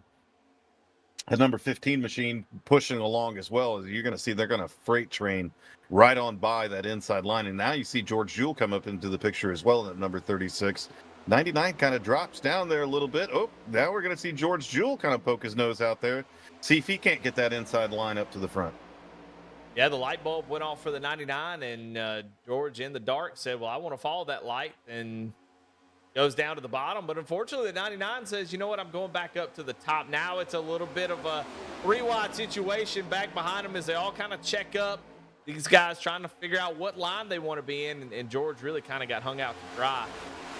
As you see, the 3-wide situation resolves behind him, and now George gets on the back bumper of that 99 machine. So maybe Scott just wanted to be the one out front.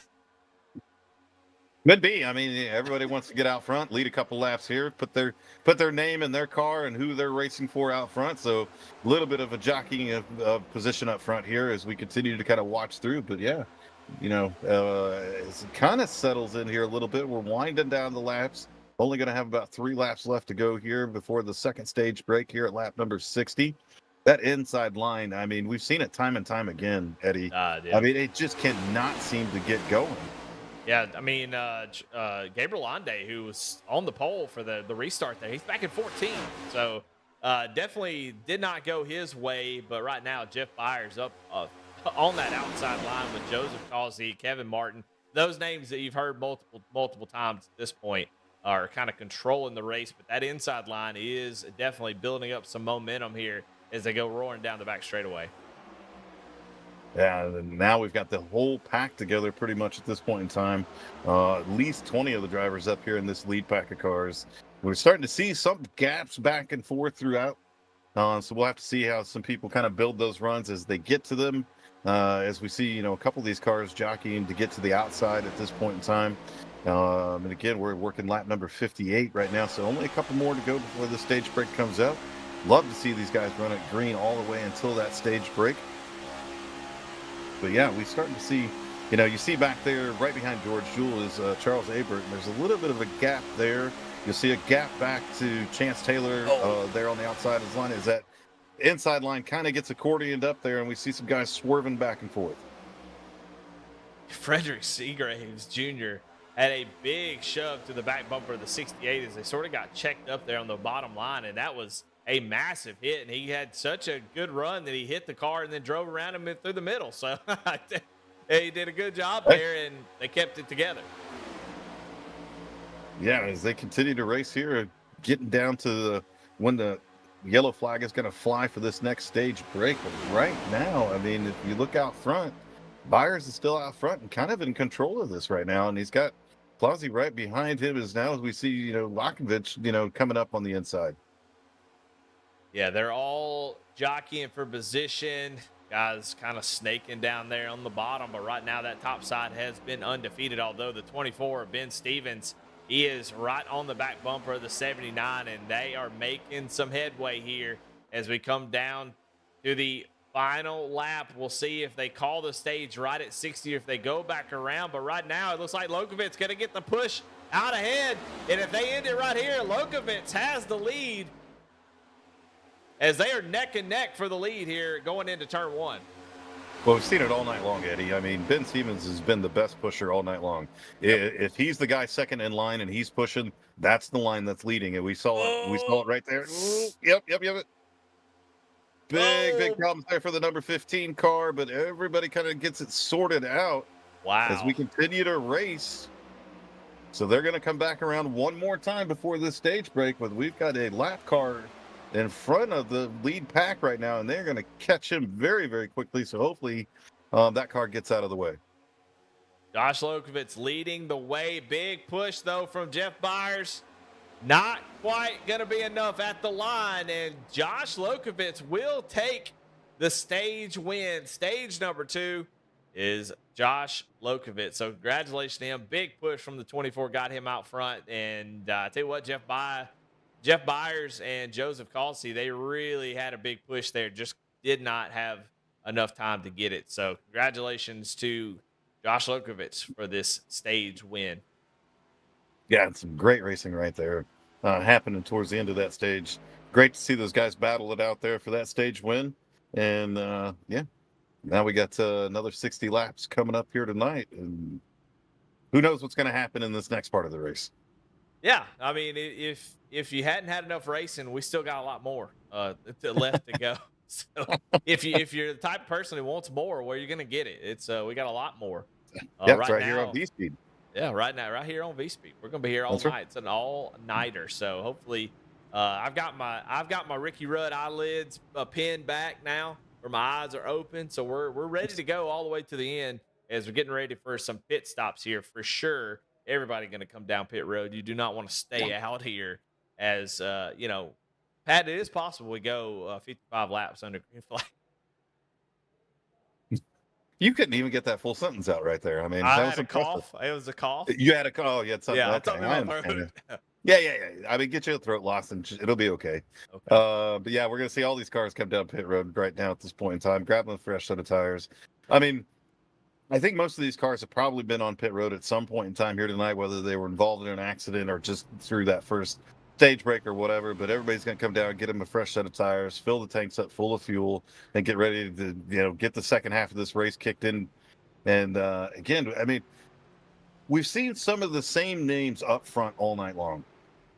We've seen guys like Ben Stevens up front. We've seen George Jewell up front, Joseph Causey, and the latter part of the races, we've seen some of these other guys kind of step up here as well. And so I'm interested to see if we get some even newer names up front, as some of the shuffling happens and those types of things, because it's been interesting to see, we'll have a group of cars that are out front, and then they kind of fade back. And then, at that first stage break, we had a couple other cars that kind of got out front, whether it was a little bit of strategy, where they better pit stops, not really sure. And, so now another stage break, another chance to reset. Let's see who gets out front here, and let's see how they do. As we also see, now, we see that 07 car kind of working his way back up to the front too. Yeah, and we some more strategy, some more new names up front. Mike George, Chance Taylor, Austin Smith, Cody Brewer, and Greg Spiker going to be your top 5. They pitted 9 laps ago and elect to stay out here, get a little bit of track position. I like that call. Yeah, I can't disagree with it. I want the fuel, but the way the race has gone, the idea that you are going to have a green flag pit stops is highly unlikely. And so getting that track position, staying out of the mess, I like it too. I think it's a great call. Yeah, I mean, some of these, at some points in times during these races, you've got to look at your race. You got to look at where you're at, and is there an opportunity to kind of flip your track position? And for some of those guys, they kind of been just kind of muddled back there in the pack. And so, how do you flip your track position? You take advantage of something like this, where all the leaders go down pit road. You've only got 9 laps, on your car, so you're a little short on fuel, as some of the leaders are. But a lot of times, Eddie, I mean, tires don't really come that much into play at these plate tracks. I mean, I've run plenty of races where it didn't change a set of tires, just come down, gas the thing up, and keep on moving. Yeah, tires definitely not a concern tonight. And pit crew going to have an easy time. Just the fuel man's the only one that's got to do any kind of work around here. So those guys can take a night off, just chill on the pit wall. I do want to highlight that Paul Lawson, who was in this race and has called it quits, said he had the Coral C, 2 different veterans, and he said the F4 Phantom on the door was a plane my friend flew in 1986. The one friend he drove for was the first class of the Top Gun school. So how about that? Pretty cool little information there from Paul Lawson. Sorry that you're not in the race, but glad that you turned on the TV and decided to watch the rest of it, and we appreciate you being out there. Yeah, so many cool stories to be shared here this evening. Great to see, the audience interacting with us as well through chat, wherever you're tuned in at. Drop us a message. We got to fill a lot of this time and a lot of these caution laps with a lot of different things. And, if you leave it just to me and Eddie, I'm not real sure what we would fill the time with. Might not be very productive, but we'll fill the time. So it's great to get some of the audience interaction. Hey, tell us a story. Tell us about, who you're raced for. Tell us about your buddy that's in the race. We'll pull them up on screen, have a chat about them. That's what tonight's all about, man. Honoring the veterans that came out here to race, those that have gone before us as well. And for some of these men and women out here this evening, they're out here racing, to honor, a veteran in their life. So a lot of cool stuff to still talk about here this evening. A lot of cool paint schemes to look at. But Eddie, I think we're getting ready to drop that green flag again. Yeah. Well, I'll tell you what, one thing that we love to do, we're going to do it right now. We're going to crank it up a little bit. So let's Let's see them guys go around this track. Let's turn this volume up a little bit as we crank it up here on lap 63.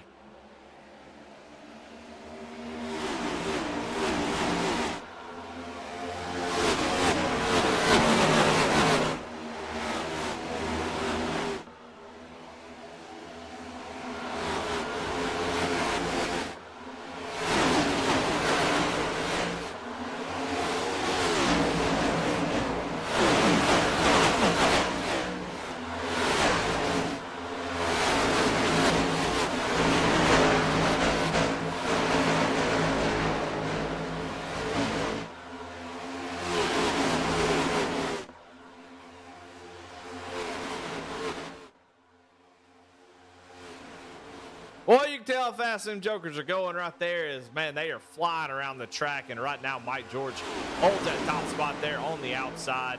And it's got Tristan Cotton right behind him in that 27 machine that we highlighted earlier. And they are running 1-2 with Jeff Byers right behind them. Yeah, as we continue to see that bottom line just not really be able to make a whole lot of moves as we get a little bit of a stack up there with David Duke down on that inside line. And the 15 gets turned into the outside wall, comes back down, is going to collect up a few cars here as we're going to be back under caution one more time here this evening. Tom Ringer flying through the grass. And another caution comes out. Kevin Martin. Big damage to the see the motor is blown. Now this is a scary moment. They do have unlimited fast repairs, but if your motor blows and you cannot get back to pit road, then you have to tow, which is about a 3-minute process here at Daytona. So he is nervously trying to nurse this car around to pit road. You see that smoke coming out, and if that engine expires, he can't get to pit road. He'll be in big trouble. You can see he actually got to speed down pit road to make sure. Yeah, I don't blame him at all. Let's see if we can go back and find out what happened, though. Big push here from the 59, and they just kind of get out of shape. And see right here, the 59 backing up just a little bit more. It's Frederick Seagraves Jr. We'll check up here on the top. 59 just going to give a big shove and gets it square. But I think the 15 that was trying to check up, the 59 just kept pushing. And then it's just not much you can do after that. No, not really. And again, I think that's another one of these things when it comes to plate racing. You know, when you're back there in the pack, you shouldn't really be bump drafting. It can cause a lot of different issues and those types of things. And really a lot of that bump drafting happens more towards the front of the pack. So again, I think some of these guys just need to kind of back off the car in front of them a little bit. Let's ride for a little bit. Let's have some fun. Let's just turn some laps. Let's turn left, for a little while here. But a lot of these guys have been turning, violently left and right quite a few different times here this evening. Yeah. Getting their workout in, and hey, maybe it's just, they all. This is a group of drivers that are really concerned about Barney. Want to make sure that Barney stays in good shape. So Barney's getting a workout as well here this evening as he's been waving that caution flag and all the subsequent flags as well. So congratulations to him, Barney, as he's getting good workout here and staying healthy. And I think that's important as well. But I guess now as things have cycled out, that's going to cycle Mike George to the lead of this race. Yep. Barney's going to need Tommy John surgery after this one. I think he's going to have to swap over to the left hand at some point. Call that one the stranger. Mike George has been out front for the last few laps, and he is definitely one of those drivers that can get it done. It looks like Tristan Cotton was sort of those guys all kind of working together there. And you could see that Benjamin Stephen was up there as well, and that's kind of where all that kind of happened from. Just so everybody just taking it easy, not moving, not taking runs, just checking up, lifting the throttle, like you said, and it just kind of checked everything up there. And but yeah, Mike has been kind of stuck in the back for a while, and finally used a little bit of track position, a little bit of a strategy there, flipping the stage to get up front. And right now, I mean, that's the safest place to be right now, as we still have 25 drivers on the lead lap with those unlimited fast repairs. Guys come back down like Kevin Martin. He'll be back up there, although he'll be at the very back. We'll see if he can get up to the front. I don't know. It's just tough. It's tough to I don't know. I don't know what to say at this point, Pat. We gotta get up here and see some racing. I know the finish is going to be exciting, but just haven't really been able to allow things to develop on track. But it does give us plenty of time to talk about the things. The whole point of this race, and give us a lot of extra time to talk about all the veterans that are here, all the veterans that they are that these drivers are racing for. So. In chat, wanted to kind of throw something out there, Sergeant Boyd's. Sorry you got timed out there. We do have a bot to prevent some inappropriate bots that come in, spam really bad links that can cause people to have issues. So it's frustrating. I know you're excited, spamming a lot of exclamation points, but if you do that, it'll probably time you out. And the reason being, so we don't have inappropriate bots coming in here. Sending people to some very fishy websites. So if you say that happened, it's an automated thing. We're not doing it on purpose. That you'll be untimed out in a minute. But just want to let everybody know why that happens. We don't want any weird bots sending people to some websites that are you might steal your data or anything like that. And I spent a lot of time talking about it, and boys like it's cool. Eddie always looking out for the people, man. Yeah, so that's I'm a man of the people. That's you are the man of the people for sure, and not only in real life, but here in the virtual racing world as well, and in the broadcasting booth, because you just want to make sure people are safe, even if they're tuned into a great race here on the V Speed Racing Network. Look, the V Speed chat is going to be a safe space. That's sure. right. Yeah. We have very, very all-inclusive chat, except for exclamation points. Well, we're getting ready to get this thing back underway again. I mean, it's been probably the 12th restart, 13th restart that we've had. We've seen the same thing over and over again. The top line kits seems to be getting together really quickly. A lot of folks seem to like to be up there. Mike George, Tristan Cotton going to be 1-2 with Joseph Causey and Jeff Mize Jr. And Mike George is going to get another great jump, kind of rolls in the throttle. You don't want to get out too far ahead, Pat. You want to you kind of want to roll into it, let somebody get to your back bumper like what's happening right now as the 88 gets back there, and just start pushing. You get too far out there, you'll get yanked back to the pack and probably get swallowed up. Yeah, absolutely. And you kind of seen there on that restart, Mike George really got out there, and you could almost see him kind of either lift or drag. Oh my goodness, there is a car going crazy going down the backstretch. But he seems to gathered it back up under control there. But you almost saw Mike George there either back out of it or drag the brake a little bit to pull his car back there to Causey, so he didn't kind of get freight trained. So Mike George definitely knows what he's doing when he's out front. Good to see him out front. Good to see Chance Taylor back there as well. George Jewell. Ben Stevens there on the outside line. Seems like we've called his name and number quite a lot here this evening, as he's kept that number 24 up front. In good position all night long. Yeah, everything pretty calm right now. Still getting up to speed as we cross over into lap 70. So we have 50 laps to go in this race, and that bottom line led by Tristan Cotton starting to get a little bit of push here, starting to make some headway here. Down is, oh man, a late block by Mike George, almost disastrous, really killed the momentum of that bottom line as they're going to break up here. But Mike George trying to work both lanes. That's a common strategy you see. You want to control the race, and that's exactly what he's doing at the moment. As now he goes back up to the top side to lead that line. We'll see if he continues to do that, although it can be dangerous, and that was a very dangerous late move that he did just about half a lap. I tell you what, Eddie, you're one of the most professional people I know. That was a extremely aggressive move for sure. Again, a lot of racing left to go here tonight. Don't really need to be making those moves at this point in time of the race. Just stick with your teammates there on the outside line, or not teammates, but Causey's definitely proven he can push and be damn good at it. So I'd stick with him. He seems to be very committed to keeping that number 29 machine out front. So as we kind of see, the spacing back through the field a little opened up at this point in time. So maybe these guys are starting to kind of really understand that, hey, let's give a little space here. Let's try to log us some laps and see if we can't get down to a great finish here this evening.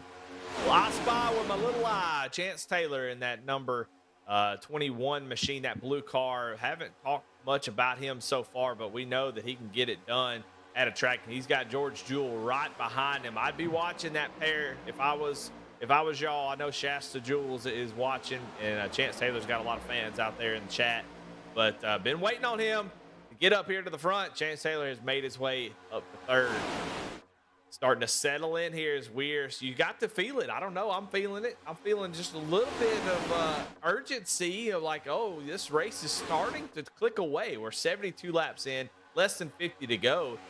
If you're not up at the front at the moment, you need to be getting up there, getting going. You need to be getting, if you're back in the back, if you're David Duke, if you're Cody Brewer, if you're those guys, you need to be moving up towards the front before too long, because these will click away. And even if we have a bunch of cautions, you can't pass anybody under caution. So you better get it done now. See some tire, some particles flying. Is the number 3 Christopher Jordan going to be 3 wide here? Yeah, and again, we saw another one of those accordion effects happen there. Guys getting stacked up. And happen to check up here a little bit, and we're also starting to see, got about a group. It looks like 3 or 4 cars that have fallen back of this main pack, whether it's on purpose to kind of try to stay out of it, or it just kind of happened that way through some of this accordion stuff. But really starting to see it break up here. The lines have kind of broken apart as everybody's trying to jockey for a little bit of position after that last little stack up. Yeah, for sure. And you can see a lot of lane movement for sure when we go down the back straightaways from this angle. You see all that just kind of shifting, moving around, and it's just a product of racing on a computer. And hey, look, I'm gonna be honest. I know some of these guys, and I know some of these ages that they're up there now. These reflexes ain't what they used to be, and so they kind of get going left and right. And but everybody doing a good job. So we got a 3 wide situation here. That is the 99 of Scott Gilroy in the middle by himself, and he quickly jumps up to the high side as he was going backwards quickly. Like a parachute comes out whenever you jump in the middle like that. Yeah, especially if you don't have any help whatsoever. I mean, you're going to go backwards very, very quickly. So, yeah, you get a little bit of sense of urgency when you find yourself. All right, well, that was a pretty aggressive move, as well as the 59 kind of gets into the back of the 37, about 7 cars deep. But they keep it together, and we're still under green, so that's a huge positive at this point in time. But yeah, man, you get stuck in that middle position, and you start to panic a little bit. You want to get back in line before you bleed off too many positions. And luckily enough, there was a good enough hole there on the top side, and Scott Gilroy was able to get up there and continue his race as he fell into line here. But we're starting to see that top side pull away a little bit here, but the inside line is trying to get organized, and they're really pushing hard going down the backstretch. Yeah, I kind of wanted to highlight this as we're kind of in the pack. We're in we're in the mess, as you say, and you can see the movement that's going on right here. You can hear, if I would shut up, you'd hear the lifting of the throttle, and you can hear how much he's having to work the throttle, and you see the run that he's getting. He has to lift. This is chaotic. Look how chaotic this is. I'm going to shut up for a second. Just listen.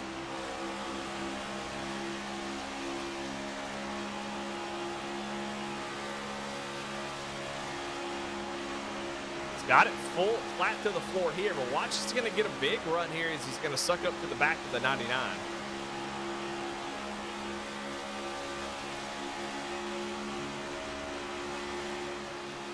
You hear him lift. He's lifting. He lifted for quite a while and still had a big run. So you can see how chaotic it is. It looks easy, but it ain't sometimes, especially when you're in a pack of 30-plus drivers. And you can see, look at the checkup right there. That's all the things you got to be watching out for. You can see Christopher Jordan doing a great job of giving a pretty big, about a car length to Scott Gilroy, and that just gives him time to react. And if you don't do that, that's where a lot of those accidents come in. Yeah, absolutely. You got to give yourself a little bit of space to react to certain things, as the pack is now overtaking Mark Holyfield down on the apron there. Not quite sure what happened with him and his car and why he's coming off pit road, but he rejoins the race as the pack goes flying by. And that inside line did get organized enough. And now we're seeing Cotton in that number 27 machine making his way up to the front as well. And we'll have to see, how Mike George kind of handles that. Does he try to play both of the lines, which right now he's kind of just stayed on that outside line with the same group of drivers that have kind of pushed him on the latter half of this race. I'm trying to see who is there in second place. It looks like the number 44 is what I'm seeing, but I think it might be the 35 of Jeff Byers. It is. So the 45, but it's actually the 35. Okay. Trying to figure out who that was. So Jeff Byers was pushing the 27, and they have been making some really good ground. But, that outside line still seems pretty stout at the moment as we're starting to click them off a little bit here, Pat. Shouldn't have said we that. are. This has definitely been the longest green flag run of the night here. As these guys kind of settled into place a little bit. We still got a lot of great action back through the field as they are still running 2x2x2 all the way back to 20th position. But Mike George has been able to keep that number 29 machine out front with the help of Joseph Cossey there in that number 88 machine, giving him some great pushes throughout the lap.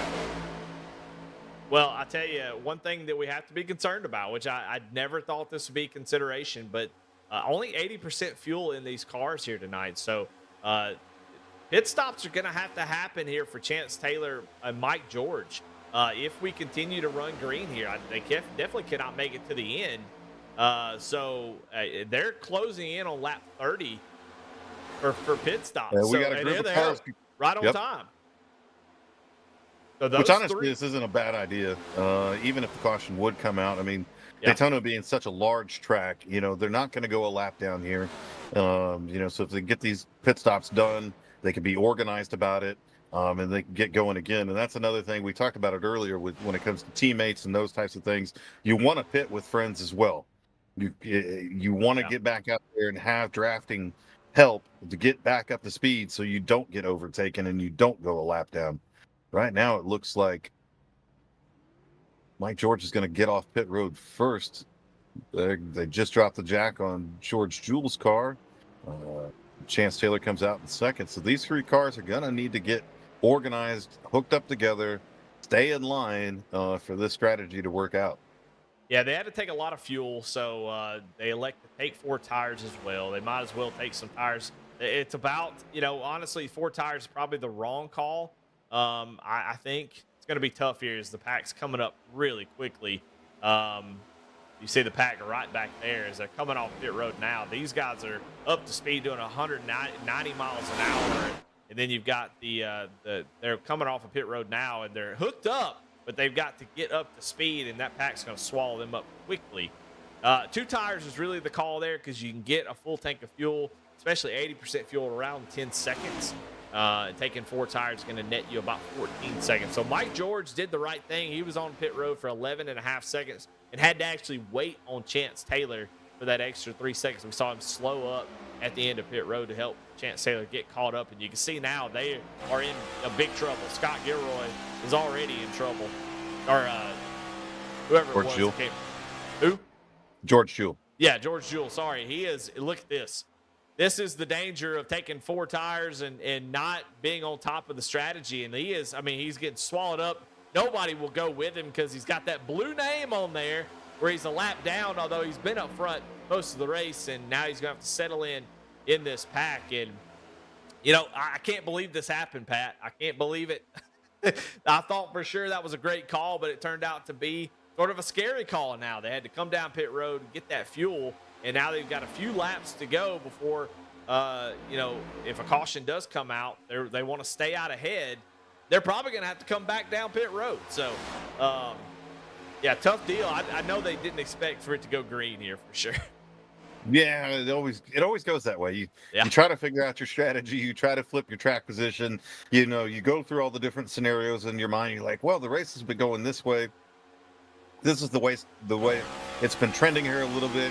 This is the plan we're going to come up with. You go execute that plan, and then the race goes a completely different direction. Always seems to go that way. Yeah. And for these drivers here tonight, and it still may work out. I mean, Yeah. the two of them, Chance Taylor and Mike George, got connected together, and they are still staying well out in front of the pack right now. So I think they kind of understood the mission at hand here. They're working very, very well together. That pack will probably still eventually catch up to them because really Chance is not able to get to the back bumper of Mike George because it's just the two of them. Yep. You've got to have at least 3 cars together in order for the bump draft for that car in second place to really be able to suck up. So the pack is going to bear down on them very fast at this point in time. As we see the 53 drop down to the bottom with Causey right behind him as well. And the 29 and the 14 make the right decision there. You do not, with that amount of momentum, you do not want to try to drop down in front of them. But they pick up a little more drafting help here, and I think they're going to be okay. Yeah, they had to fight. They were about a second slower running, and you're right. I mean, if you can get, I think the max car where it starts to become where it really doesn't matter. Once you get 5 drivers nose to tail in the next gen car, that's the max draft you can get. And that's actually can be faster than a pack if you can get 5 drivers to be able to work together like that. With only 2 of them, they were a second slower than the pack is. Boy, they got a little nervous. Mm-hmm. And that allowed them to get back out front now. So they're back on the lead lap. They're on the tail end of the lead lap. So if a caution comes out, they have to fight. George Jewell, he is up here fighting as well, and he wants to get connected to those guys and get out front because if a caution comes out, they want to be in front of it. They don't want to rely on the lucky dog because only one of them can get it. It's not lucky dogs. It's just lucky dog, Pat. Thanks for the clarification, Eddie. I had no idea. And softballs at you, man. Yeah, I know. And, sometimes I'm going to swing and I'm going to hit them. And sometimes I'm going to swing and I'm going to miss. It's up for, the audience to decide, which is which at that point in time. But, yeah, well, we got to talk about the green flag racing, Pat. We got to give them credit. We've said enough about the yellow flags, and right now this is what we've been waiting on right here, huh? Yeah, I mean, absolutely. This has been awesome to see. Yeah, definitely saw a set of drivers that had to come down pit road and fuel their cars up and those types of things, and it just, oh my goodness, got a little nervous there as well. And we were just talking about how George Jewell kind of didn't really get connected up with Chance Taylor and Mike George coming off of pit road. So the pack swallowed him up quickly, and he was kind of in the middle to the back half of this pack, but he is surgically moved his way back up towards the front. And yes, he definitely wants to get around that car that's in front of him because if the caution flies right now, I mean, I'm pretty sure he'd be the lucky dog, but he'd much rather, because there's only one, it's not plural dogs, it's only one, just for clarification for everybody that's tuned in. But you want to be able to just to keep on trucking. You don't want that dang on, lucky dog. You get me back on the lead lap all on my own so I can get back up there and compete.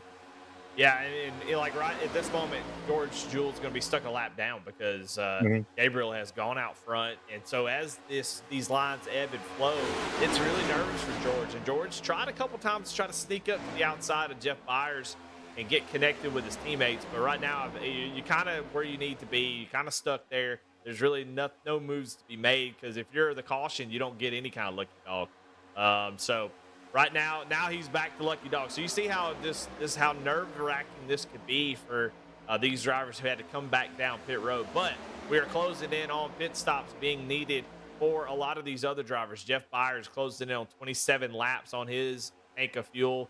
Right around 30 laps is what you can run. So we're going to expect to see those drivers come down. Now, Gabriel Ande and Brandon Barrier, Frederick Seagraves Jr., Scott Gilroy, Cody Brewer, they all have a little bit extra fuel, about 5 laps more than the others around them. So we're going to see some wild pit strategy here. It's definitely going to change up the outlook of this race. The whole complexion of it's going to change here soon. Yeah, I mean, because we've got different groups of drivers on different, pit strategies with differing amount of fuels. And again, if you go off the way the race has been going tonight, I'm going to stay out there as long as I possibly can on fuel, hoping that caution flag comes out and I don't have to make that green flag stop. So I'm going to think, George Jewell gets into the side of a car, and I think that's going to bring out the caution. We got one car down on the inside. No caution flag as of yet. Unreal. And somebody, who is that? Somebody And flying down pit road. Yeah, we got I do not know how that was not a caution. As many cars that were involved with that. There, and now the caution comes out. There it is. Okay. Go back and see what happened there as we were kind of watching it. We'll show the replay.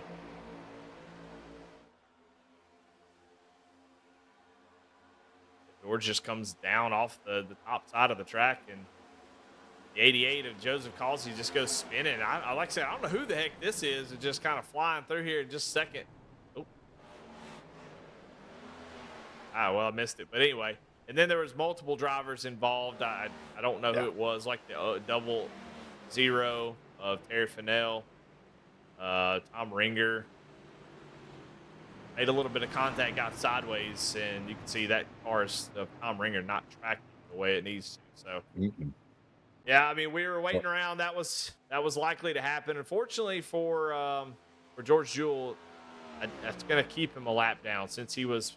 I don't know. I don't know if he'll get the lucky dog or not. He was part of that first part of the caution. Yeah, we'll see when the caution's actually triggered. Normally, if you get an incident when the caution's triggered, you do not get the lucky dog. So we'll see how iRacing scores this. The caution actually came out later, so it may not penalize him. But for Chance Taylor and Mike George, it worked out pretty good. Still think they have to come down pit road to make it on fuel, but they get to stay on lead lap, and that's a pretty good thing. Yeah, I mean, it couldn't have worked out much better for them. I mean, I don't know how it would have worked out if we got through the cycle of green flag stops there, but at least both of them have their cars out in front of the leaders, so they just get to come on around. They're going to be at the back of the pack, but at least they're on the lead lap, and they can work their way back up and through the pack.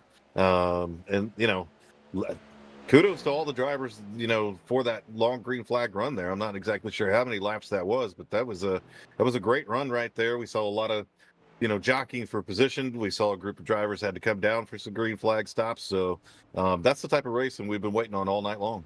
Yeah, and it was fun to watch. There's a lot going on, especially with those pit stops, and like I said, really big. I mean, you wonder, well, why would they come out of pit road being a lap down and fight? That's why they fight hard and try to stay out front. Mike George, Chance Taylor. See a lot of fuel-only stops as they come off of pit road. Everybody trying to get just enough fuel to make it to the end of this race. Don't want to take tires here, and a lot of fuel-only stops. And Gabriel Ande going to come out of pit road. Benjamin Stevens has a black flag, and I'm not really sure what it's for, but he's currently being clocked by race control, and I think he is race control. So we'll see what that's all about. But you know what? We actually missed in stage 2 of him bringing him up here and finishing what he was going to do. So let's bring Ben Stevens back up into the booth right now. Ben, you got a little black flag right now. You're in 20th. Seems to be what's going on with you? Well, I got caught up in that wreck there, and it just sent me through the pits there and got a meatball and all that. Well, just trying to survive the chaos. Yeah, well, it's a really great green flag run there, so really excited to see that. Hopefully we'll see that to the end. But we kind of didn't give you the opportunity at the end of stage 2 to read those names. I don't know if you want to do that again. We'll give you the opportunity. If not, that's okay. We'll just talk to you. But if you want to do that, we'll bring you up in here and do that now. Yes, if sir. You're ready? Yes. I read it to the guys at the end of stage 2, so I will read them here. For first off here, we have Charles Abert once again. Scott Gilroy is representing him. Paul Lawson has an 85-year-old jet fighter pilot friend that he is representing here tonight. Travis Trevelyan with the Sergeant First Class. Michael Salazar, United States Army. Tom Ringer with Richard Black, E4 Army.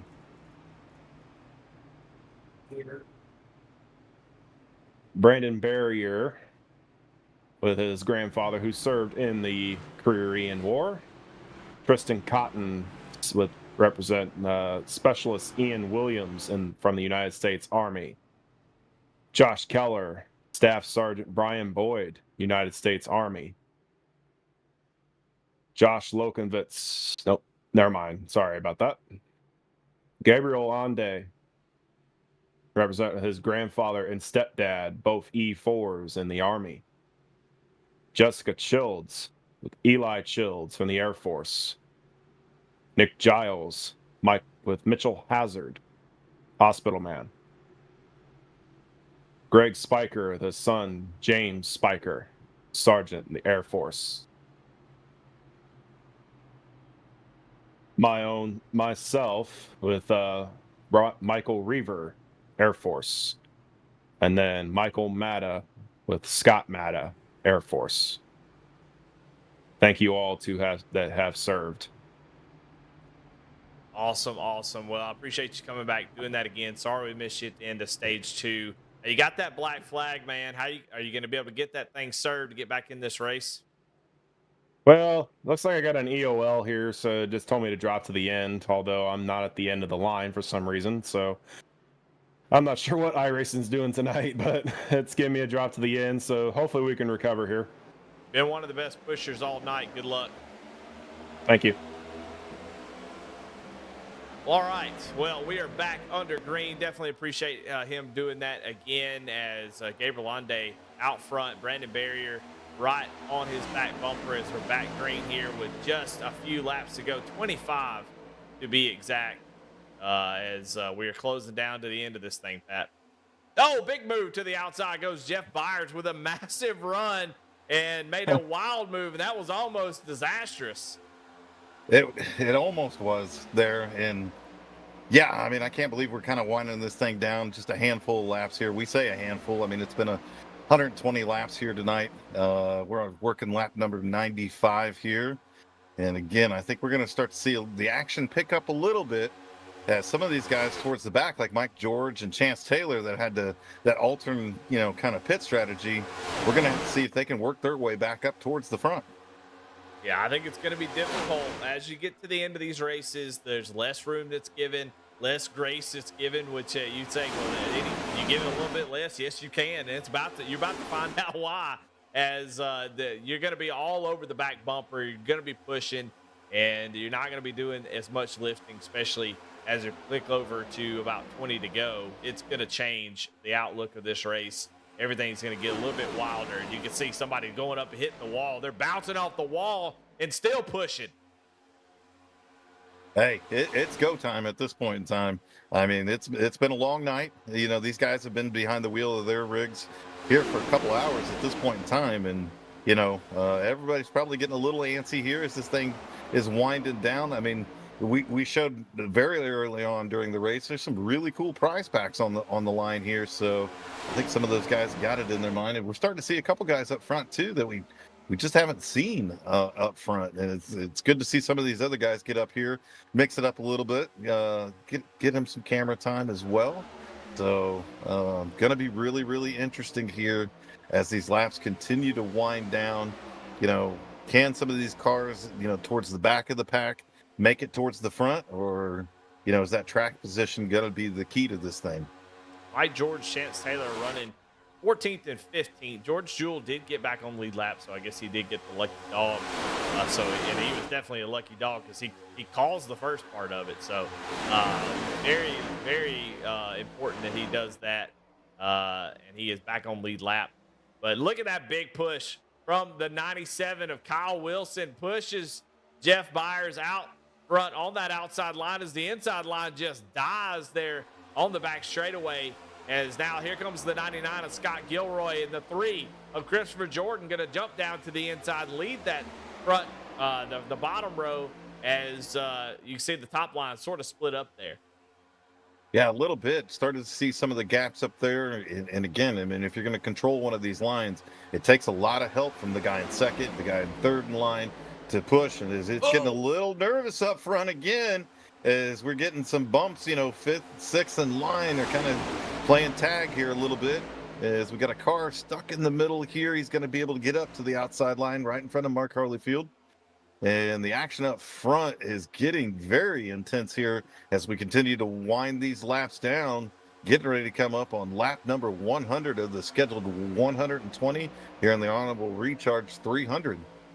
Yeah, and some people in chat worried about the hydration and worried about the bathroom breaks, some of these drivers. And I think that's a very, it's a serious concern. I mean, a Code Brown at this moment could, you're not going to get some of those cool prizes if you've got to stop and go to the restroom. We've seen that quite a few times. So, these guys are not spring chickens. Some of them are, some of them aren't. So you're really worried about some of the guys out there that people are in chat. So hopefully they're staying hydrated. Maybe not too hydrated, though. Big push from the 97 of Kyle Wilson to the back bumper of the 35, and he's going to get disconnected. And here comes Scott Gilroy on the outside. Kyle Wilson all alone, going to have to jump down to the bottom. The 3 doesn't want to push him, and Kyle Wilson going to get a big shove back up the track to 27. And here we go, bumper cars. It's a parking lot. Goodness. He got shuffled out of line there. Another small pack was coming up on that inside and didn't quite judge that closing speed. Really ran into him, and then it was just the chaos ensued from there. Yeah, he got shoved out of the line right here, like you said, and then he goes down here to the bottom. And you look at the massive run, and just, it's not really our job to put fault on anybody or say it's somebody's fault. But unfortunately, when you make this move, you've got to make a deliberate move. And he kind of slowly comes down. The 3 thought he had a gap to get under him, and just kind of slowly fades down right at the last second. And there's really nothing the 3 can do there when that happens. The 97, unfortunately, was just sort of a sitting duck at that point. Man, look at the carnage in its wake. Yeah, as they just continue to pile it in there. And again, we've seen it happen a few times here this evening. You get that wreck up towards the front of the pack, and the guys in the back, I mean, there's just not a lot that they can do. And it looks like the 97 there's got a broken toe link in the back. As we see a couple cars that not really tracking the way they're supposed to. As we get a really cool in car here, we got a couple of in cars. And again, I think you called it perfectly there, Eddie. Just kind of makes a very slow move down towards the bottom, and nothing they can do with that run.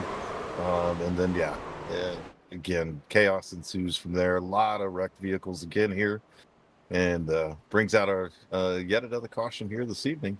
It's 13, exactly 13 now. So, a lot of meatballs out of that one there.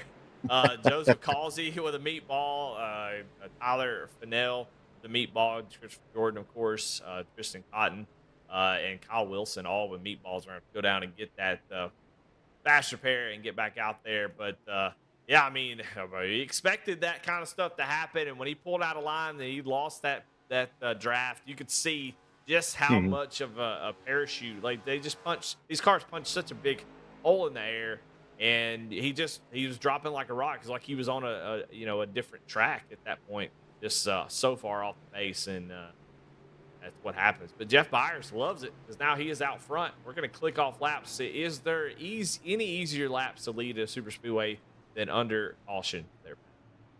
Not really. I mean, they're not the most exciting laps. I mean, it takes quite a while to get around this big 2.5 mile track here at Daytona International Speedway under caution, but it's the easiest way to maintain the lead, that's for sure. Yeah, it definitely a lot less stressful. Don't have to be trying to get pushed and worried about who's pushing where. No. It's got it made when you're leading under caution. Now, if you're the 99 of Scott Gilroy, you're like, God, let's get this thing going. If you're Charles Abert, who is back out front, by the way, we wonder who's going to get up here. You got David Duke there in 4th, Mike George in 5th. Brandon Berry in 6th. So all the big players coming up to play at the end of these races, and that's the way it normally goes. Yeah, I mean, some of these guys definitely got a lot of experience, and you can see it showing here a little bit. They're able to work their way back up towards the front of these packs. Try to, some of it does come down to a little bit of luck if you can dodge some of the accidents that are happening in front of you. These gentlemen have absolutely been able to do that. And we saw before in the middle part of this race, Mike George being able to really kind of control it a little bit. And now we see him, up here back in the top 10, top 5. And I think he's going to make a real push to get that number 29 machine back out front. But again, right now it's go time, Eddie. These laps are really clicking off. We got about 17 laps left here to go. So I think we're going to see a lot of drivers make some pretty aggressive moves here. We got guys towards the back, that have been up front quite a bit. We see Ben Stevens all the way back there, back in the pack in that number 24 machine. We know he's been bad fast all night long. So he's going to have to make some pretty aggressive moves to get up towards the front because, if I was a betting man, Eddie, and I am, I'm going to bet we're going to see at least, a couple more cautions. Yeah, and I couldn't really understand what you said. Did you say it was go time or goat time? Yeah. So I'm just gonna go with go because I don't even know what goat time is. What is goat time? It's what we're about to watch right now. It's goat time with just 17 laps to go. They're getting ready to go back green. Who's gonna win it? We're down to we're down to the final little bit of this one. It's been a long one, so if you've stuck it out with us, we appreciate everybody in chat. Everybody's been active, but right now, who do you have winning this race? There's a lot of players up here. We've talked about them. And you've got Jeff Byers, Scott Gilroy, David Duke, Charles Albert, Brandon Berry are your top 5. You got Mike George, Gabriel Ande, Josh Kelleher, 8 in 8th. Doug Ellingson in 9th. And Jacob Linke. It rounds out your top 10. There is a lot of guys who could still win this thing. I want one of those prize packs. I might get in the car and go out there and try to win it right now as a pace car. Going to pull off Jeff Byers hoping to get a push from the 07 of Charles Abert. What's going to happen into the restart zone? A slow restart. I like it. That's what you want to do. But the 78 of David Duke on the back bumper of Scott Gilroy is the outside line yet again. Gets a massive restart. Yeah, and they connected up right away. Big Duke is back there pushing, knew what he needed to do to get his line moving forward. Now we start to see the inside line starting to form up here a little bit. They look a little nervous, kind of getting out of line. But as they kind of connect up here a little bit, we're going to see if, Charles Abert can push that 99 up front or how that's going to look as we've got a little bit there. It looked like George Jewell in the 88 kind of got a little crossed up as we got Doug Ellingson. I don't know if he's just not up to speed, but a lot of guys getting around him. Oh, there goes Mike George, kind of gets hit by Charles Abert down to the inside, and he's just going to keep it gassed up, drive it through the grass, kind of help out the lawn mowing crew there. They don't have to cut that patch of grass here tonight. And we stay under green. Grounds crew punching air right now as Mike George just tears up all the designs as Abert got really loose, and honestly, he's going to have to send a check to Mike George if he wins this race. Part of that prize is going to have to go because he saved him there. But up front, David Duke has taken the lead, and Brandon Barrier there in second. We've got a single file top 4, and you can see Jeff By looking to the outside saying, hey, this is my intention, is not to run fourth here, to go for the win. So you see that outside line, though, packed up, getting tight, led by the 99 of Scott Gilroy. They're going to get rolling here if they can get connected. You can see Jeff By. He's jumping up to the outside by himself. Unfortunately, that's not going to work, and he's going to have a parachute that's going to come out behind that car. We'll see if the cars behind him decide to go with him. They're looking up to the outside. No, they're not going to. Oh, my goodness. Oh, there it is. And the wrecking behind them. As I don't know what's going on with the lights here at Daytona, but it is dark. It is. I've kind of noticed that. There's like a fog or something. Well, I don't know what's going on, but the light's not working like they should. It's hard to find a camera angle in some of these instances. I think one of the issues has been, we've had a lot of wrecks here tonight. We've seen a lot of car parts flying all over the place, and maybe some of those car parts actually took some of those lights out. Maybe. I think that's a definitive possibility. We see quarter panels and everything, hoods go flying. And I mean, one of those gets up into the lights and you lose that bank of lights. So I think a lot of these drivers here this evening are going to have to send some checks to Daytona International Speedway to replace a lot of these lights. Yeah, you can kind of see here. We saw it happening. The 99 definitely did not want to. And just a little bit of check up there. And once that happened, everything it just all kind of swallowed each other up. Try to find if we can find a freaking cam that'll show all this stuff. You can see the 99 going to get a run here as maybe Doug Ellingson makes a little bit of contact there, and it just kind of checks everybody up. And unfortunate for Josh is he is, my goodness, Some just hard along for hits the back ride. there. All that's going to continue. It's not going to get any easier, No. for sure. No, and again, we continue to wind the laps down. 13 laps left to go here tonight in the Honorable Recharge 300. A lot of action, a lot of cautions, but a lot of action as well. And now, yeah, I mean, we're seeing some guys out front that we really haven't talked about a lot tonight that haven't been out front, like David Duke, like Brandon Barrier, and Doug Ellingson right now sitting in 4th position out of nowhere. I'll tell you what, I'm going to burn the house down if Doug Ellingson gets up here and wins this thing. I'm going to tell you that right now. It's going to be unbelievable. We'll be partying. I've got some 3-year-old Miller Lights in the fridge. I'm going to break those things open and let them have it here. If Doug Ellingson gets the win, that would be really cool. He's up there in 4th right now. He's going to have a lot of competition to drive up through. You see the lucky dog going around right there. It's Josh Lokovitz going to get back on lead lap. So I don't know. I mean, there's so much that can happen. There's still a long way to go. It seems like just 12 laps. We should get the green flag with 10 laps to go. I think if you're not up here in the top 10, you're probably not going to win this race. So if you're Duke, if you're Barrier, if you're Gabriel, Doug, or Jeff Byers, Scott Gilroy, you got to feel pretty good about your chances. But, right now, Duke's in the best spot. It's just leading caution laps. Yeah, and you've also got to decide when you're going to show your hand here this evening, too. I mean, a lot of times when I get into some of these plate races, you get down into these final 10 laps, if you can get a green flag, run going, really, if I'm running 2nd, 3rd, or 4th, I'm going to push, to get that car in front of me, out in front, so we can kind of get away a little bit, and then hopefully, settle it between, that top 4 or 5 drivers. But we'll have to see, are we only going to get these 2-lap sprints here at the end? Can we get a good 5-6 lap run to the end? And then again, when do you show your hand? When do you step out of line and decide, hey, it's my time to shine. Let me see if I can't go win this race.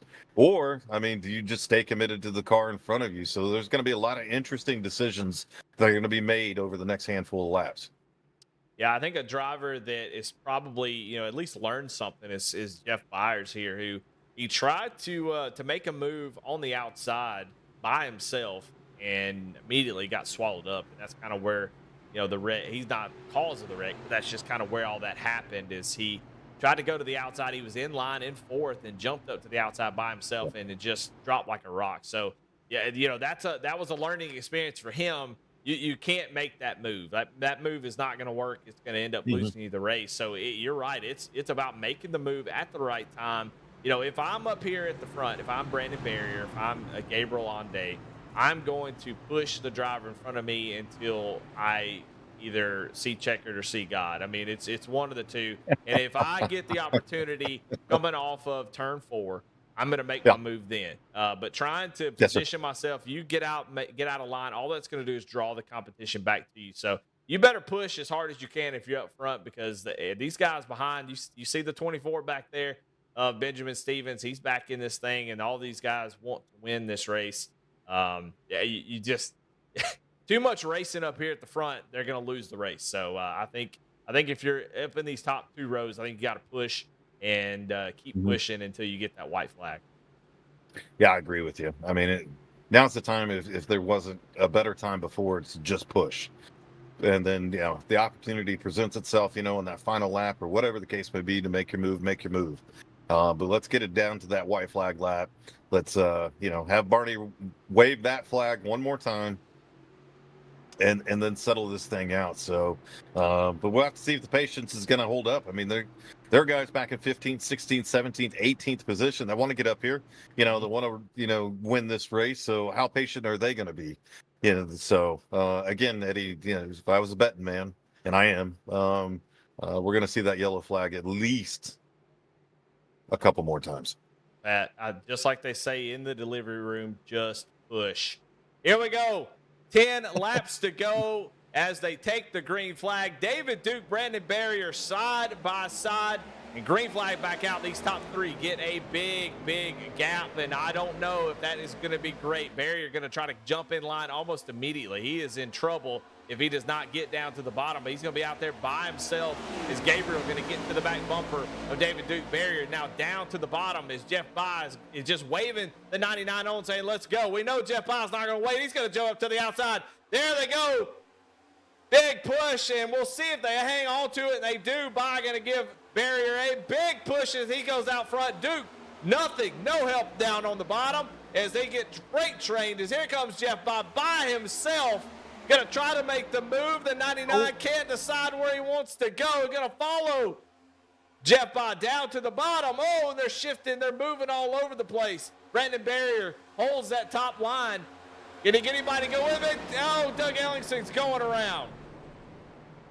And, oh, my goodness, as they continue to wreck, Mike George is wrapped up in it as well. We see Doug Ellingson going around backwards. He's got the car righted at this point in time. Oh, and then another car just piles into a parked car. There goes another quarter panel, probably going to take out another bank of lights. As that quarter panel is still bouncing around on the track down there. We'll have to go check that car, whoever that came off of. I don't know if that's legit. That thing is bouncing forever as Mike George is trying to pick it up and doing some donuts. Trying to hit the pace car, hit it, boom. Couldn't quite get I think he definitely's got some toe links broke or something because he tried to get that car right and it just spun itself back around again. So he is going to try to catch back up to the field here, get back around that pace car, and he'll get that car fixed up one more time. But yeah, I mean, I don't know whose car that quarter panel came off of or that front fender, but I don't think it's quite legal there, Eddie. 4 wide is what caused that. See the 15 of Kevin Martin get to the inside of Doug Ellingson, and I'm gonna tell you right now, 4 wide at Daytona is those double off and made a hard hit there. But yeah, 4 wide here. It's the end of the race. I mean, it's gonna happen. You can see just gonna close up here. Nowhere for any of those drivers to go. Let me back it up a little bit further, get a better angle here if we can. The camera guys, you can see just the runs these guys are getting. Doug Ellingson on that outside line. And he's going to shift down to the bottom, and really that's where it kind of went wrong as he gives up that outside line, and it's just no room. Yeah, there's just no room to be had there. And as you like to say, I mean, those are some pretty nervous times, trying to hold your car straight, and you've got, 2 guys to your inside, 1 guy to your outside, and then trying to figure out where the heck do I actually go. So, but that brings out another caution here this evening, working lap number 112. Eddie, only 8 laps left to go, not including some, green, white checkers, which may extend this race here a little bit. I'm pretty sure everybody's good on fuel at this point in time. I don't think we're going to have any issues there. I think if we were, we could have seen some of these guys come down pit road already. So it is just going to be an absolute slobber knocker to the end of this thing. I like that word. It's an old wrestling word, in my opinion. I like it. Slobber knocker for sure. And it's really kind of been that. I mean, at this point, I've got a lot of slobber. I'm sure a lot of folks watching. I mean, it's late. It's almost midnight here in the Central Time Zone, so it's 1 o'clock on the East Coast, and I'm sure there's a lot of drool going on there as it is late. I feel kind of like Mike Tyson last night. I don't know what a 58-year-old man's doing fighting at 11 o'clock at night, but he looked like a 58-year-old man fighting at 11 o'clock at night. He was wore out. And so I'm sure there's a lot of folks that are like that right now. Yeah, not the greatest fight in the world last night. It was super cool, For me personally, growing up in the heyday of when Mike Tyson was at his absolute prime, to see old Iron Mike, back in the ring is always a cool thing. But At some point in time, you got to hang the gloves up and call it a good day. But, if you do the math, Eddie, what an incredible, opportunity for Mike Tyson. He made $20 million last night in that fight for 16 minutes of work. That's pretty good. So for every minute, he made $1.25 million. Every second he was in the ring was $20,800. Yeah, I mean, he ain't worried about anything that anybody says about that fight. He's fine. No. He's totally fine with it. No. I mean, I can't say I wouldn't be doing that in that ring. Somebody could beat me up for $20 million. I'm gonna be honest. Nobody wants to pay to watch me get beat up though. So, $20 million for 16 minutes worth of work. That's impressive. You know what? And Eddie, we're gonna get paid in peanuts and Bitcoin for like 7 hours worth of work. It just doesn't add up, Eddie. Well, we're also not named Mike Tyson. Yeah, solid point. Solid point. That gummit that my parents would have named me something a little bit different, maybe.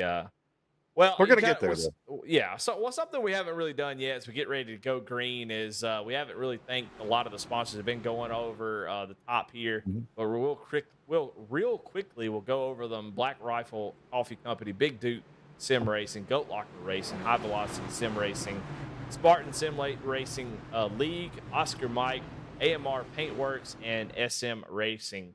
I want to thank all of those sponsors for their support of this race here tonight. It's been an amazing race, and it's only going to get better here as we get ready to go green. Down the back straightaway they go. We're going to take the green flag with about 5 laps to go, not including any green-white-checkered. Now, as far as green-white-checkers, there are 3. So we'll have 3 attempts if we can't get to the end.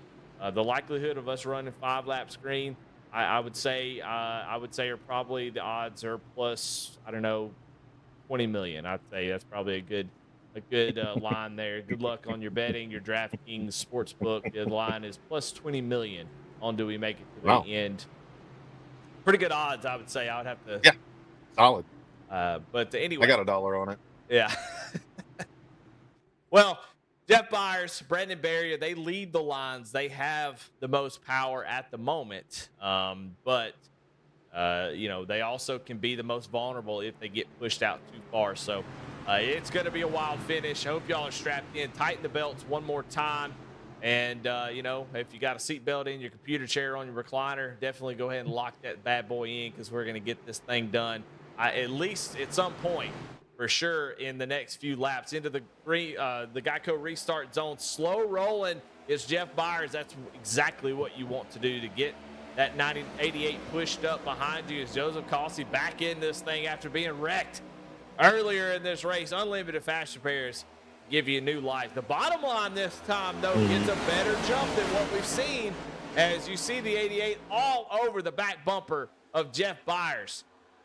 Yeah, that inside line's got a lot of cars in it, and you continue to see, Brandon Barrier continue to fall back and fall back and fall back. A lot of guys jump down to that inside line. Now, if they start dicing it up like they're getting ready to do right here, it's just going to draw that pack right back to them. So we saw Charles Abert right now jump out of line, trying to get his car to be the first one on that outside line. And we're going to have to see how that pack closes down because, we got a couple 2-car tandems here. We got a lone driver down on the inside, and we got a whole bunch of hungry drivers barreling down on them. Yeah, there's the run right there. That's going to split up Charles Abert and Stevens. They're going to split Abert, and you can see Scott Gilroy up there. No, it's Brandon Barrier out there by himself, but Benjamin Stevens is going to lead that bottom line, but then goes Scott Gilroy up to the outside. So everybody's making all kinds of wild moves. Is there 3 wide behind them? Will they make it? Oh, they're door banging Barrier. And Abert door banging back here. There's still 3 wide. I don't know. Well, they're getting ready to be 4 wide now. George Jewell comes into this picture. They are still bouncing off one another back in this pack, but Byers is gone at this point in time. As this pack is trying to decide how they're going to get organized or not, you've got about a 5-car breakaway out front for the lead of this race. Well, so much for that. As here comes Scott Gilroy moving out of line. He immediately falls back, and now it's the big separation, and that's going to allow those drivers that are in line there to get caught back up. These guys going too early, but I don't know. I think if they keep racing like this, and here it goes, calls you to the outside, these guys just can't wait. That pack is definitely going to catch back up. This is going to get busy. This is going to be like 5 o'clock Friday night traffic in just a moment. You can see just 5 drivers. Here comes the pack as they got momentum, getting up to speed as everybody trying to situate themselves. I don't know. These guys are getting back in line now with just 3 laps to go. Well, I tell you right now, I mean, Ben Stevens is back out front pushing Joseph Causey. Again, they split it apart. They need to stay in line, get away from the rest of this pack, and then decide amongst them. But really, I mean, they continue to kind of put a little bit of gap to the rest of the field right now, as the backpack is just not getting organized enough to try to catch up. They all are still trying to decide who's going to lead what line, and what's going to happen as that front pack is just pulling away slowly but surely. I mean, they've got about a second lead over the 7th place of Seagraves. Yeah, but here comes Frederick. He is caught back up, and the pack is closing quickly. You can see that gap has shrunk. So as we come to 2 laps to go, they're 2 by 2 up here, but they're not going to wait around, and the pack has caught them. There is a big run coming from Josh Kelleher. What's he going to do with it? Thought about maybe going to the middle, but doesn't. Going to get right behind Brandon Barrier as I'm just tongue-tied all over the place, but caution is out. I don't know what for. Oh, Teresa Spiker up against the wall. You can't see it. I don't know what's going on with the lights. I think there might be a little bit of fog here. I think that might be the reason. But Teresa has gone around and brings out the caution, and we're going to have green, white, checkered number 1. And that 20 million to 1, if you bet $1, I'm sorry you lost $2. All right, I'll pay up later. So yeah. Man of my word here, but yeah, something, back here, towards the latter part of the pack here, and really it could have came from anywhere, during this last little run here, but we are definitely going to see a green, white, checkered here tonight. So a little overtime action, as it looks like the 8 just kind of drifted down there a little bit, gets into the side of Teresa, and she's around backwards, and decides to, roll around backwards for a little while. Well, Kyle Busch style, I like that. Yeah, I mean, little style points.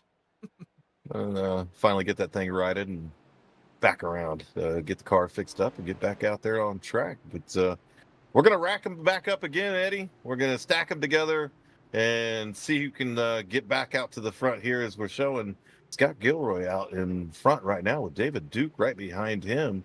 But a lot of hungry other guys back there as well. Again, Ben Stevens been able to move his way back up here after being involved in a couple accidents. Brandon Barrier as well. We saw him a couple different times on that outside line trying to get it going, but just didn't have the help out there. A lot of these guys up here going to be hungry for this win for sure.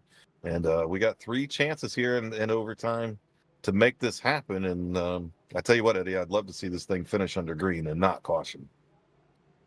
Well, I agree 100%. Going to have the opportunity, and it does seem like these guys can get 3 laps before everything starts to get wild again, waiting on the pack to sort of rubber band back towards the front. So it is definitely possible that we see that. The one thing I am curious about, and I hate to mention this, but these guys have had quite a few cautions, but I am curious about the fuel load.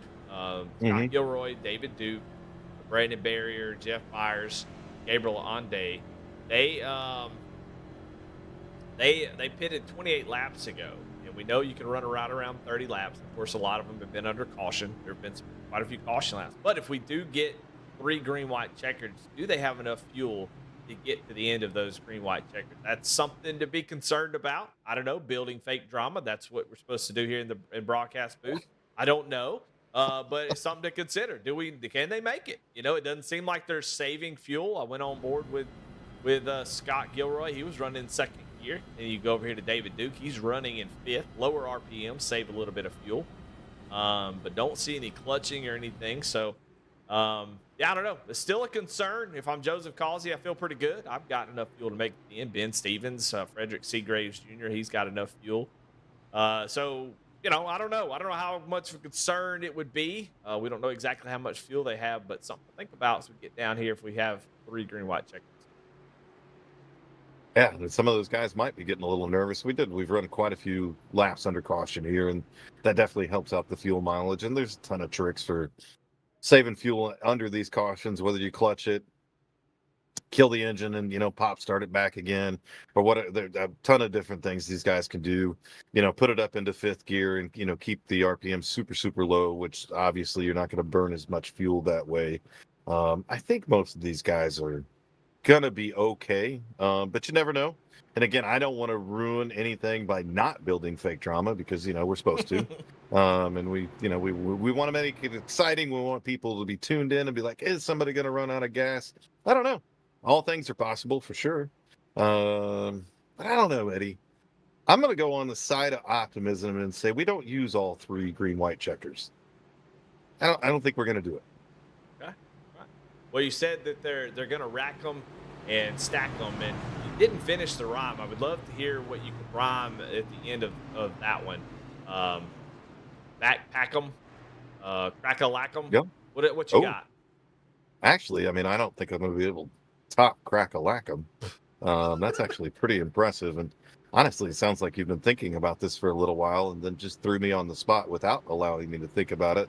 And my, rhyming skills aren't the most incredible in the world, but I'm just going to have to vote for what you said, the crack-a-lack them. What about a frappe? I like them. About that? I don't think that even made any sense. Frappe, you like them? You don't like them? Anyway, what is a frappe? A frappe. Well, okay. Anyway, Yep.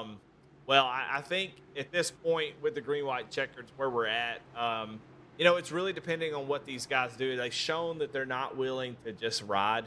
So I know the right call, which is for the 88 to push the 99, the 53 to push the 78, and just push until you get that white flag, you get on the back stretch, you get off of turn 4, then make your move. But they have shown that they're not willing to do that. And so with that being the case, I still think if you're in the back half of the top 10, you still have a chance here to get this win. It just depends on what these front 4 do. That's the biggest thing. What do they do? How do they attack this? If they push, like I said first, nobody else has got a chance. But we're going to find out here all together. First of 3 green, white checkered. If we see the white flag, no matter what happens, we're racing to the checkered flag. Scott Gilroy going to drive, take off, and he is going to leave himself in a really bad position here. Yeah, that was not going to end up being a good move, depending on what David Duke does. Now, if Duke gets to the back of him, there we go, then he's going to be okay at this point in time. Oh, man, they get a little back and forth, and Brandon Barrier takes that opportunity, jump down to the inside, and Duke going to get Scott Gilroy just a little bit loose. They're all moving over the place. There it is. Brandon Barrier, or Benjamin Stevens going to make contact, and we're going to rack them, stack them, and crack-a-lack them as here comes Benjamin Stevens back up on track, and we saw it all coming. Just that initial start kind of stacked everything up quickly, and we're going to have another green, white check. All right, well, they got to get it together on this one, because if they don't, then I'm just, I'm going to lose another bet here this evening. So we're gonna jump into the second green, white checkered, our second chance here at overtime in the honorable recharge 300. Who knows? Now we got Brandon Barrier out front. Seagraves right behind him. Scott Gilroy, David Duke. Byers, Mike George somehow is up into the 6th position. Who got caught up in one of the earlier wrecks just a handful of laps ago, all the way to the back. I heard him come across, the driver comms there, and thank the driver that helped him, towards the back of the field. So who knows? It seems like we've had a lot of people up front. They go to the back, they come back up to the front. So we're going to see here, but I know one thing's for sure, Eddie, the aggression level is not going to lessen whatsoever. It's probably only going to intensify. Yeah, unfortunately for the 73, he's going to have to come down pit road. He has a meatball flag along with the 24 of Benjamin Stevens. So unless they're willing to clear it, which I can't imagine they would, they're going to have to come down and serve that. If they stay out on the track, they will be penalized before the end of this race. So we'll see. They should be both coming down pit road. They have to. And it looks like they are coming down now. And somebody else coming down pit road.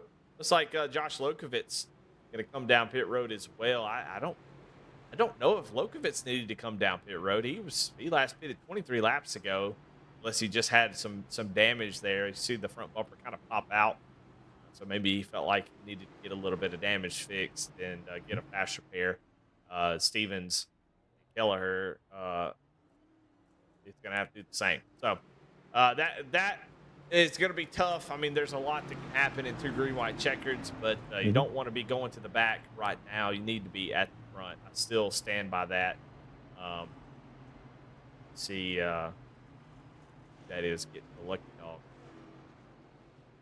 But, I mean, that last restart kind of blew me away because of how much they were moving around and trying to, get in position and stuff. And I thought for sure they'd be able to pull away, but just an odd restart that kind of checked everything up. Yeah. And that's where all that started. So 2 second green-white checkered out of 3. As always, the way green-white checkered work, they would take the green flag. They'll come around. If a caution comes out before they take the white flag, they'll rack them back up and do it again. If we do see the white flag now in real life, they take the white flag and a caution comes out, the race is over. Here on iRacing, we don't have to worry about safety. We don't have to worry about somebody being on the track. If the white flag comes out and the leader takes it, no matter what happens, we race around to the checkered flag. It's one of my favorite things about iRacing. They don't call the race with a yellow flag. So if we see that white, we're going to race to the checkered flag. So hopefully we do get to see that. I think we'll see an amazing finish. If we do get the 3rd green-white checkered and a caution comes out before the white flag, that will end it. So hopefully we want to see a checkered flag in the air under green. That's what we want to see. Absolutely. And hopefully that's what the finish that we get here tonight. And I know a lot of guys and gals here in this race too. I mean, that's what they want as well.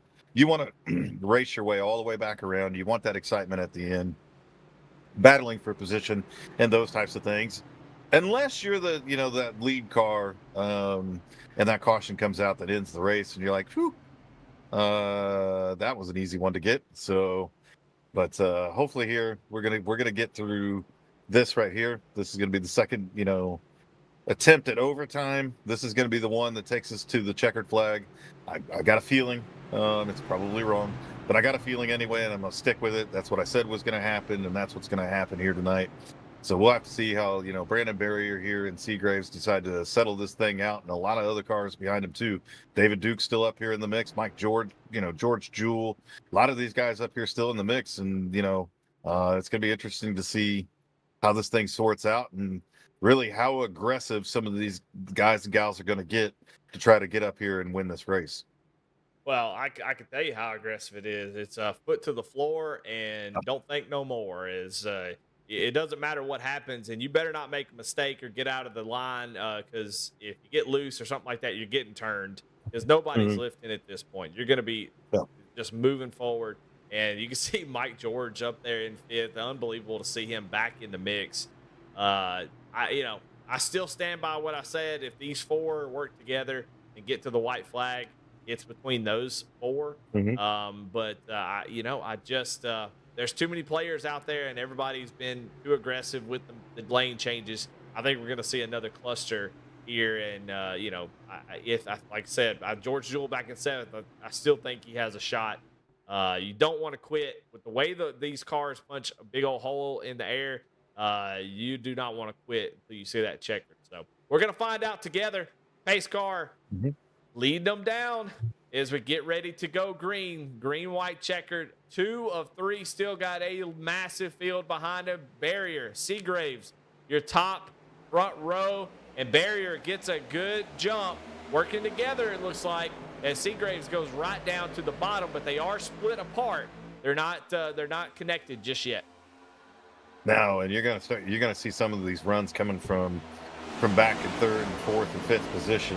as they suck up to these front two cars right now. And as you see, here comes David Duke, and here comes Mike George as well. Those two cars have separated themselves from the pack. David Duke makes the move to the outside. Brandon Berry is going to try to block that move. And we see an aggressive move, 3 wide down on the bottom. Who was that? Oh, they get turned. Mike George, and the leader's turning. Holy moly, mother of God. He's flipping. He's doing a barrel roll. Barrier goes up. I mean, all the good cars are out of it in this one. And David Duke gets through that one. Holy cow. I ain't never seen a wreck like that. Good gosh. Where's Barrier? I can't find him. There he is. I mean, the whole field got taken out. There is one car left out there, David Duke. Watching as the 59 was pushing, you see Duke. You need to focus back on Mike George. I think that's where the problem happens. Well, these camera angles are really screwing me up. So watching, as you see, that was Jeff Byers. Gets a big run. I think he's scared. I think he surprised Mike George. I don't think Mike George knew he was there. Yeah, I think that's exactly what happened. He had a hell of a run coming down there on the inside, and then not a lot to do with it. And of course, we're down here in overtime, and you got to take the runs as they come. Watch this. Yeah, aggressive move down to the inside. Clears that move, no problems there. And then Mike George doesn't know he's down there. Comes across his nose, and then again, we have just got some insane crashes going on throughout the field. Oh.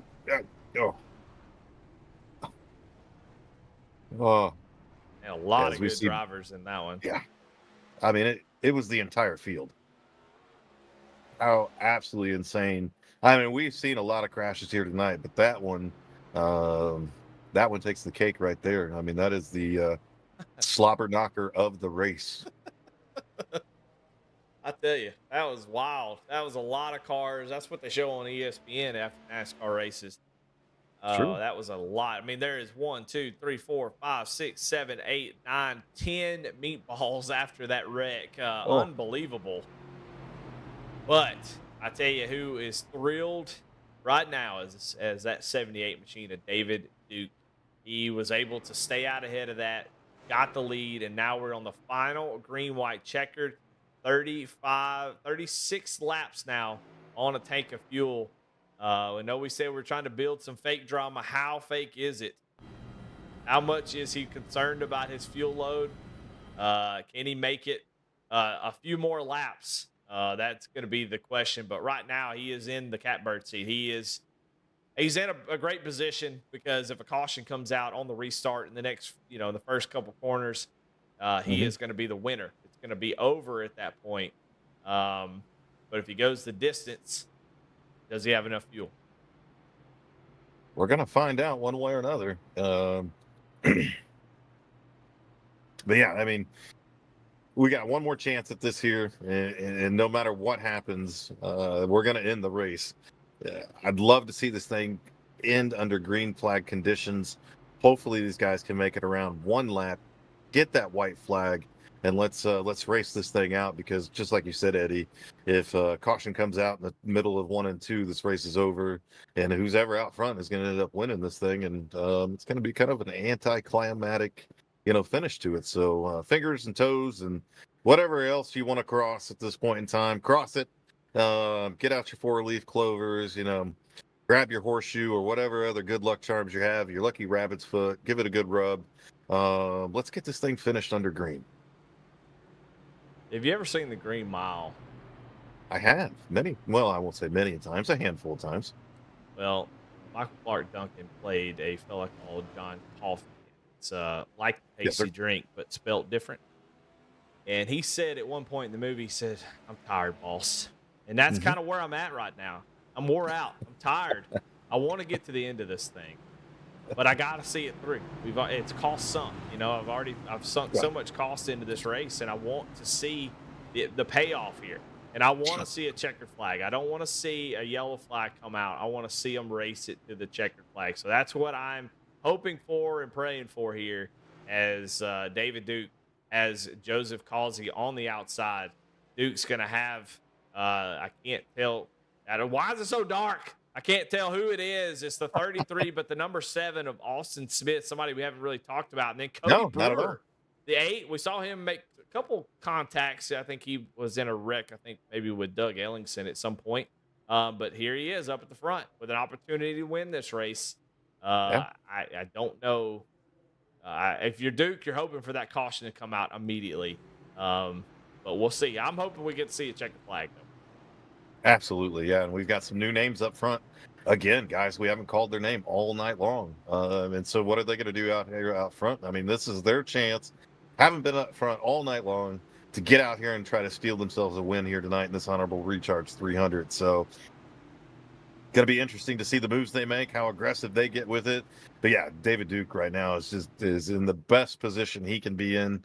Hopefully he gets the push that he needs there from, the number 7 down on the inside here. But that's going to be the determining factor. Whatever line gets the better push, whatever line kind of really connects better, that's who's going to push themselves out to the lead. Well, we're about to find out. This is it.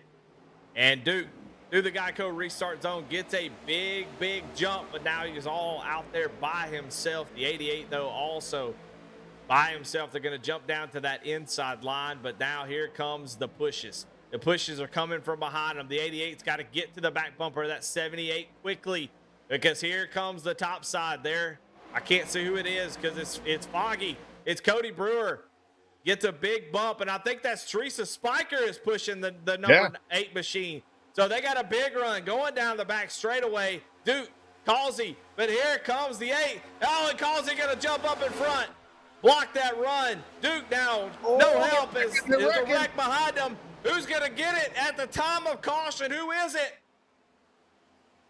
We got to wait and see. The race is going to be over. Yeah, they've. And we're waiting on iRacing to update it and tell who it is. No.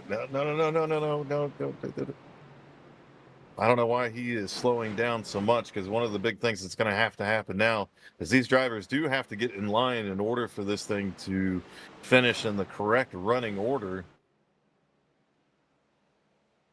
And, as of right now, Cody Brewer is showing your winner, but the race isn't over. So I don't know what's going on. I don't know why he's not getting up there, but iRacing is showing he crossed the line first. The race still has to finish here, and he needs to get his car back up front.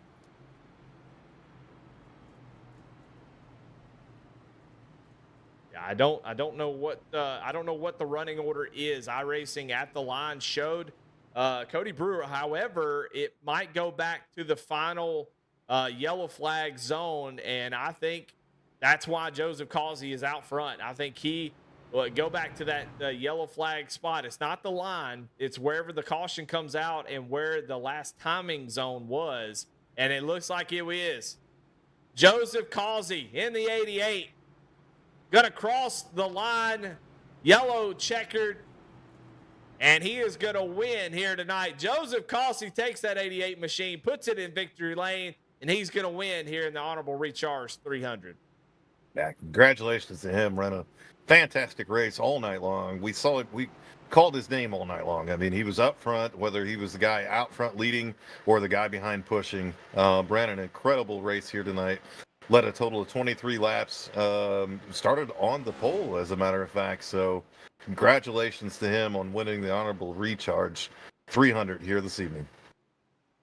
Yeah, well, we got to go back and watch maybe that last little bit. We'll get these interviews going, but let's go back and watch this final restart here and kind of watch as that all played out. And yeah, the camera angles are hard to see. I don't know what it is. I think there's got to be some sort of fog, but look here. Joseph gets behind the 78, and then obviously the move of the race here is when he decides to jump up. And like I said, very hard to see. I don't know what it is, but he's going to make the move here. Instead of pushing the Duke, he sees the run coming from the outside, and he is going to jump right up in front of Cody Brewer. And Cody tries to go down to the middle, but just can't. Now pushes the 88, and you see the caution coming out. Brewer tries to get to the inside, and that was it. That was it. I mean, so close when the caution flies, and Joseph just got out there and gets the win. So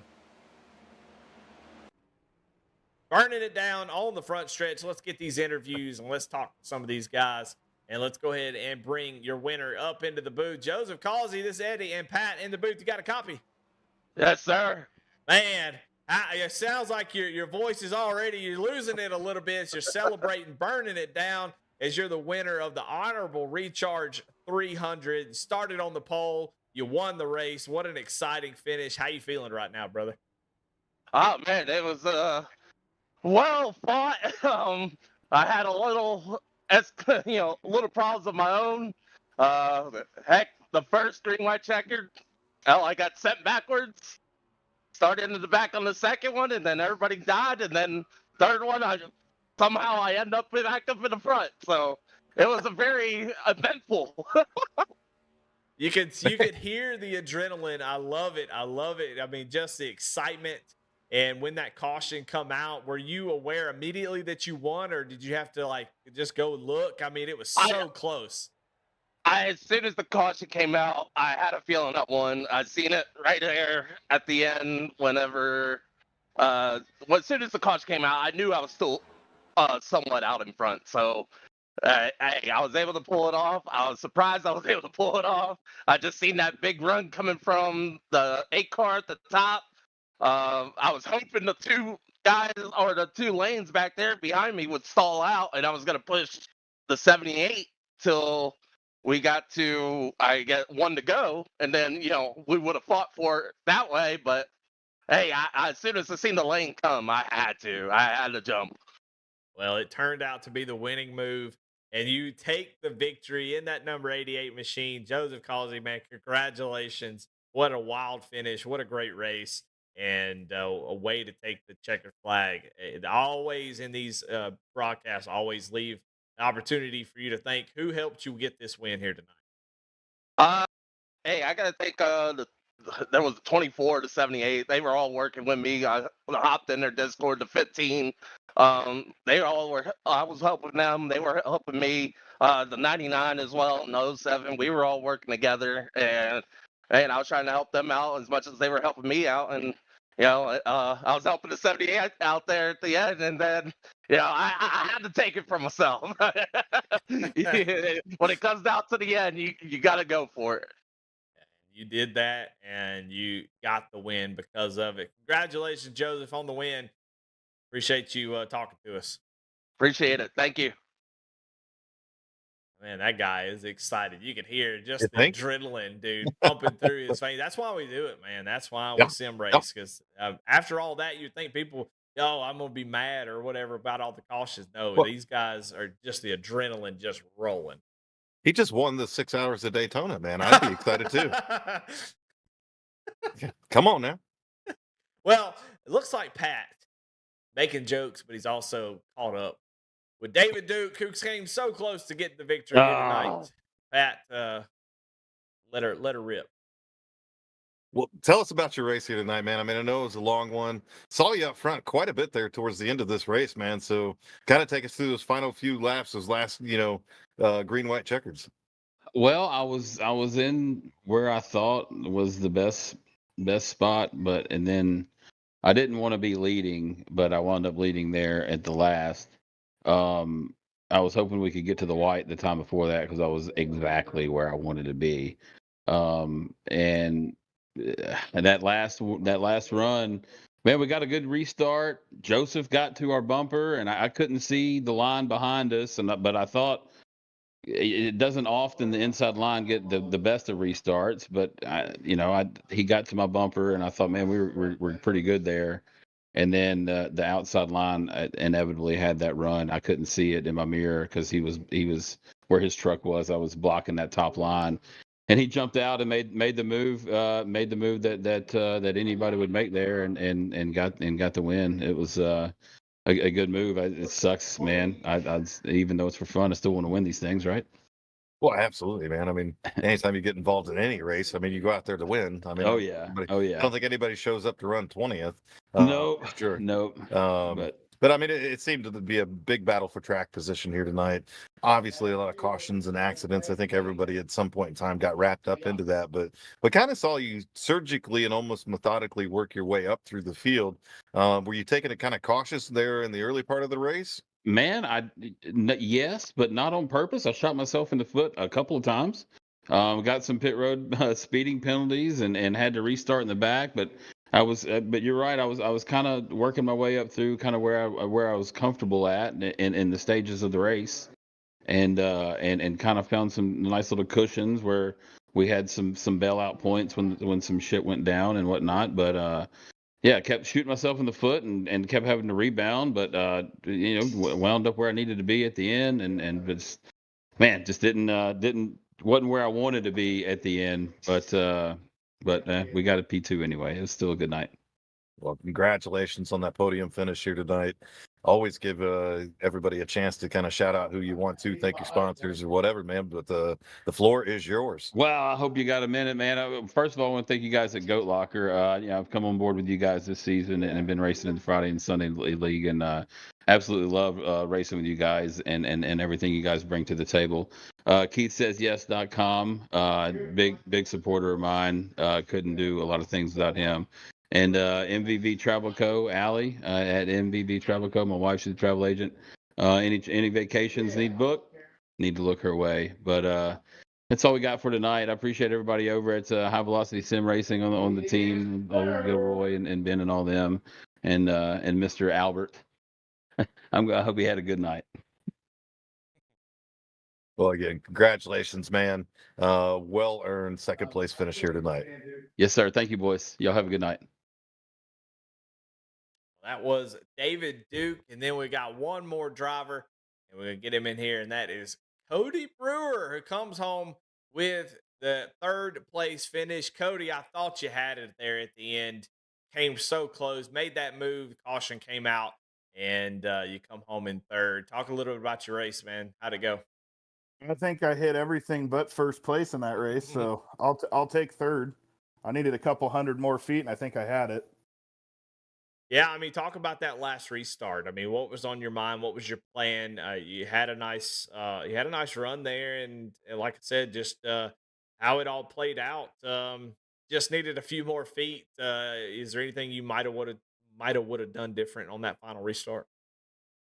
Honestly, I didn't even expect to have a shot at it. I was just going to stick behind the 88 and see what would happen, maybe go outside, but when it opened up, I figured I'd take the shot. What's the worst that's going to happen? I already had been wrecked in every other one, so if I got turned, I got turned. But yeah, it was. I thought I had it, but not enough time. Well, third place, you still win something for third place, so not too bad. It was definitely a caution-filled race, but congratulations on that third place nonetheless. And man, the floor is yours. Who do you have to thank here tonight? I just want to thank everybody for putting this race on, even though it kind of wasn't what everybody expected. It was still fun, and thanks to all the guys. All right, well, there you have it. Third place finisher, Cody Brewer. And Pat, I'm going to bring you back in here, man. It was a long race, but we got to the finish, and that's, the drivers got to the finish, and so did we. And boy, I had a good time having you in the booth. It's been a while since we've been in the booth together, and I think it was a lot of fun. For a race that had so many cautions, it was a good time. So, final thoughts about this race. What do you think about the winner and how it finished there? Yeah, I mean, it was a tough race. I mean, there's no two ways about that whatsoever. But I mean, that wasn't the point to it. The point was the cause behind it. These guys came together at High Velocity Racing, wanted to give back to the veteran community, and decided to partner up with us here at Goat Locker Racing to put this thing on. Was it the best race in the world? Nah. But did a lot of guys get to come out here, race their paint schemes, get talked about, get mentioned on the broadcast about their service, what Ben Stevens did under those cautions and, the stage breaks and things like that was so incredibly awesome. So hopefully everybody took that away from the race. I got to hang out with Eddie Smith for the last 17 and a half hours, which was pretty amazing. You know, haven't been in the booth in a while. Probably was a little rusty on a couple different things. Definitely didn't have the little one-liner zingers that you do. You can definitely tell you're a professional at this one because I caught each and every one of them. So kudos to you on a couple of them, for sure, man. But too cool, man. Too cool to be able to hang out and do all this stuff. But it is definitely, you know, you talk to, you know, throughout the race a couple different times about people's ages and things along those lines. It's definitely well past my bedtime. So yeah, it's time for this old sailor to hit the rack here sometime in the very near future. Yeah. Well, it's definitely GOAT time for me too, and I tell you, it's just an incredible race. So cool to see these guys, Charles Avert, Benjamin Stevens, and everybody that put this race on. I'm sure there's other people that we don't know about behind the scenes that did a lot of work. And thanks to all the sponsors who put up some really cool prizes that these top three and other folks are going to get here tonight. Just such a cool event, all about veterans, veterans in the race. People racing for veterans. This is what it's about, and Goat Locker being a part of it. That's part of it. This is what is Goat Locker's entire mission. So just really cool to be a part of this race. Glad to be able to call it. And I just think you know, these guys, whether or not the race was considered the best race ever, whatever, it's still fun to get out here and race with people that are like-minded. Just incredible. As always, a couple things at the end of these races. Want to thank everybody in chat, everybody that made it exciting, kept up with the broadcast. Definitely appreciate that. GoatLockerRacing.org/donate. If you want to donate, we showed that sim rig giveaway, all that stuff that Goat Locker is doing. It's not just to have league races. It's not just to you know, just to put on some virtual races. It's real world stuff that Goat Locker is doing, and you know, if you want to donate to that, there's the link. And I'll put it back in chat again. But GoatLockerRacing.org/donate, and got a couple bucks, send them their way. But man, just really cool to be a part of it again. A long race. We're gonna get out of here. I just want to make sure that all the sponsors are taken care of. But thanks to Adam Baker and Bradley Cooper for their sponsorship of this, not sponsorship, but it's late. Good Lord. I got to get out of here. I'm falling apart here. Want to thank Bradley Cooper, Adam Baker for all their work over at V-Speed. And again, thank you, Pat, for being a part of this broadcast. That was the Honorable Recharge 300. And Pat, definitely appreciate it. Sorry, I didn't mean to cut you off. No, absolutely. I had an absolute blast, Eddie. But yeah, definitely time to hit the rack here and call it a day. But congratulations to everybody that came out and raced. Thanks to everybody that tuned in as well. It is so awesome to interact with everybody. And then stay tuned. A lot of really cool stuff happening at Goat Locker Racing. So if you haven't followed us on social media or any of those types of things, please look us up and give us a follow and a like. And of course, you know, our friends over at V-Speed as well, man. If you tuned into this race tonight, just smash that like button.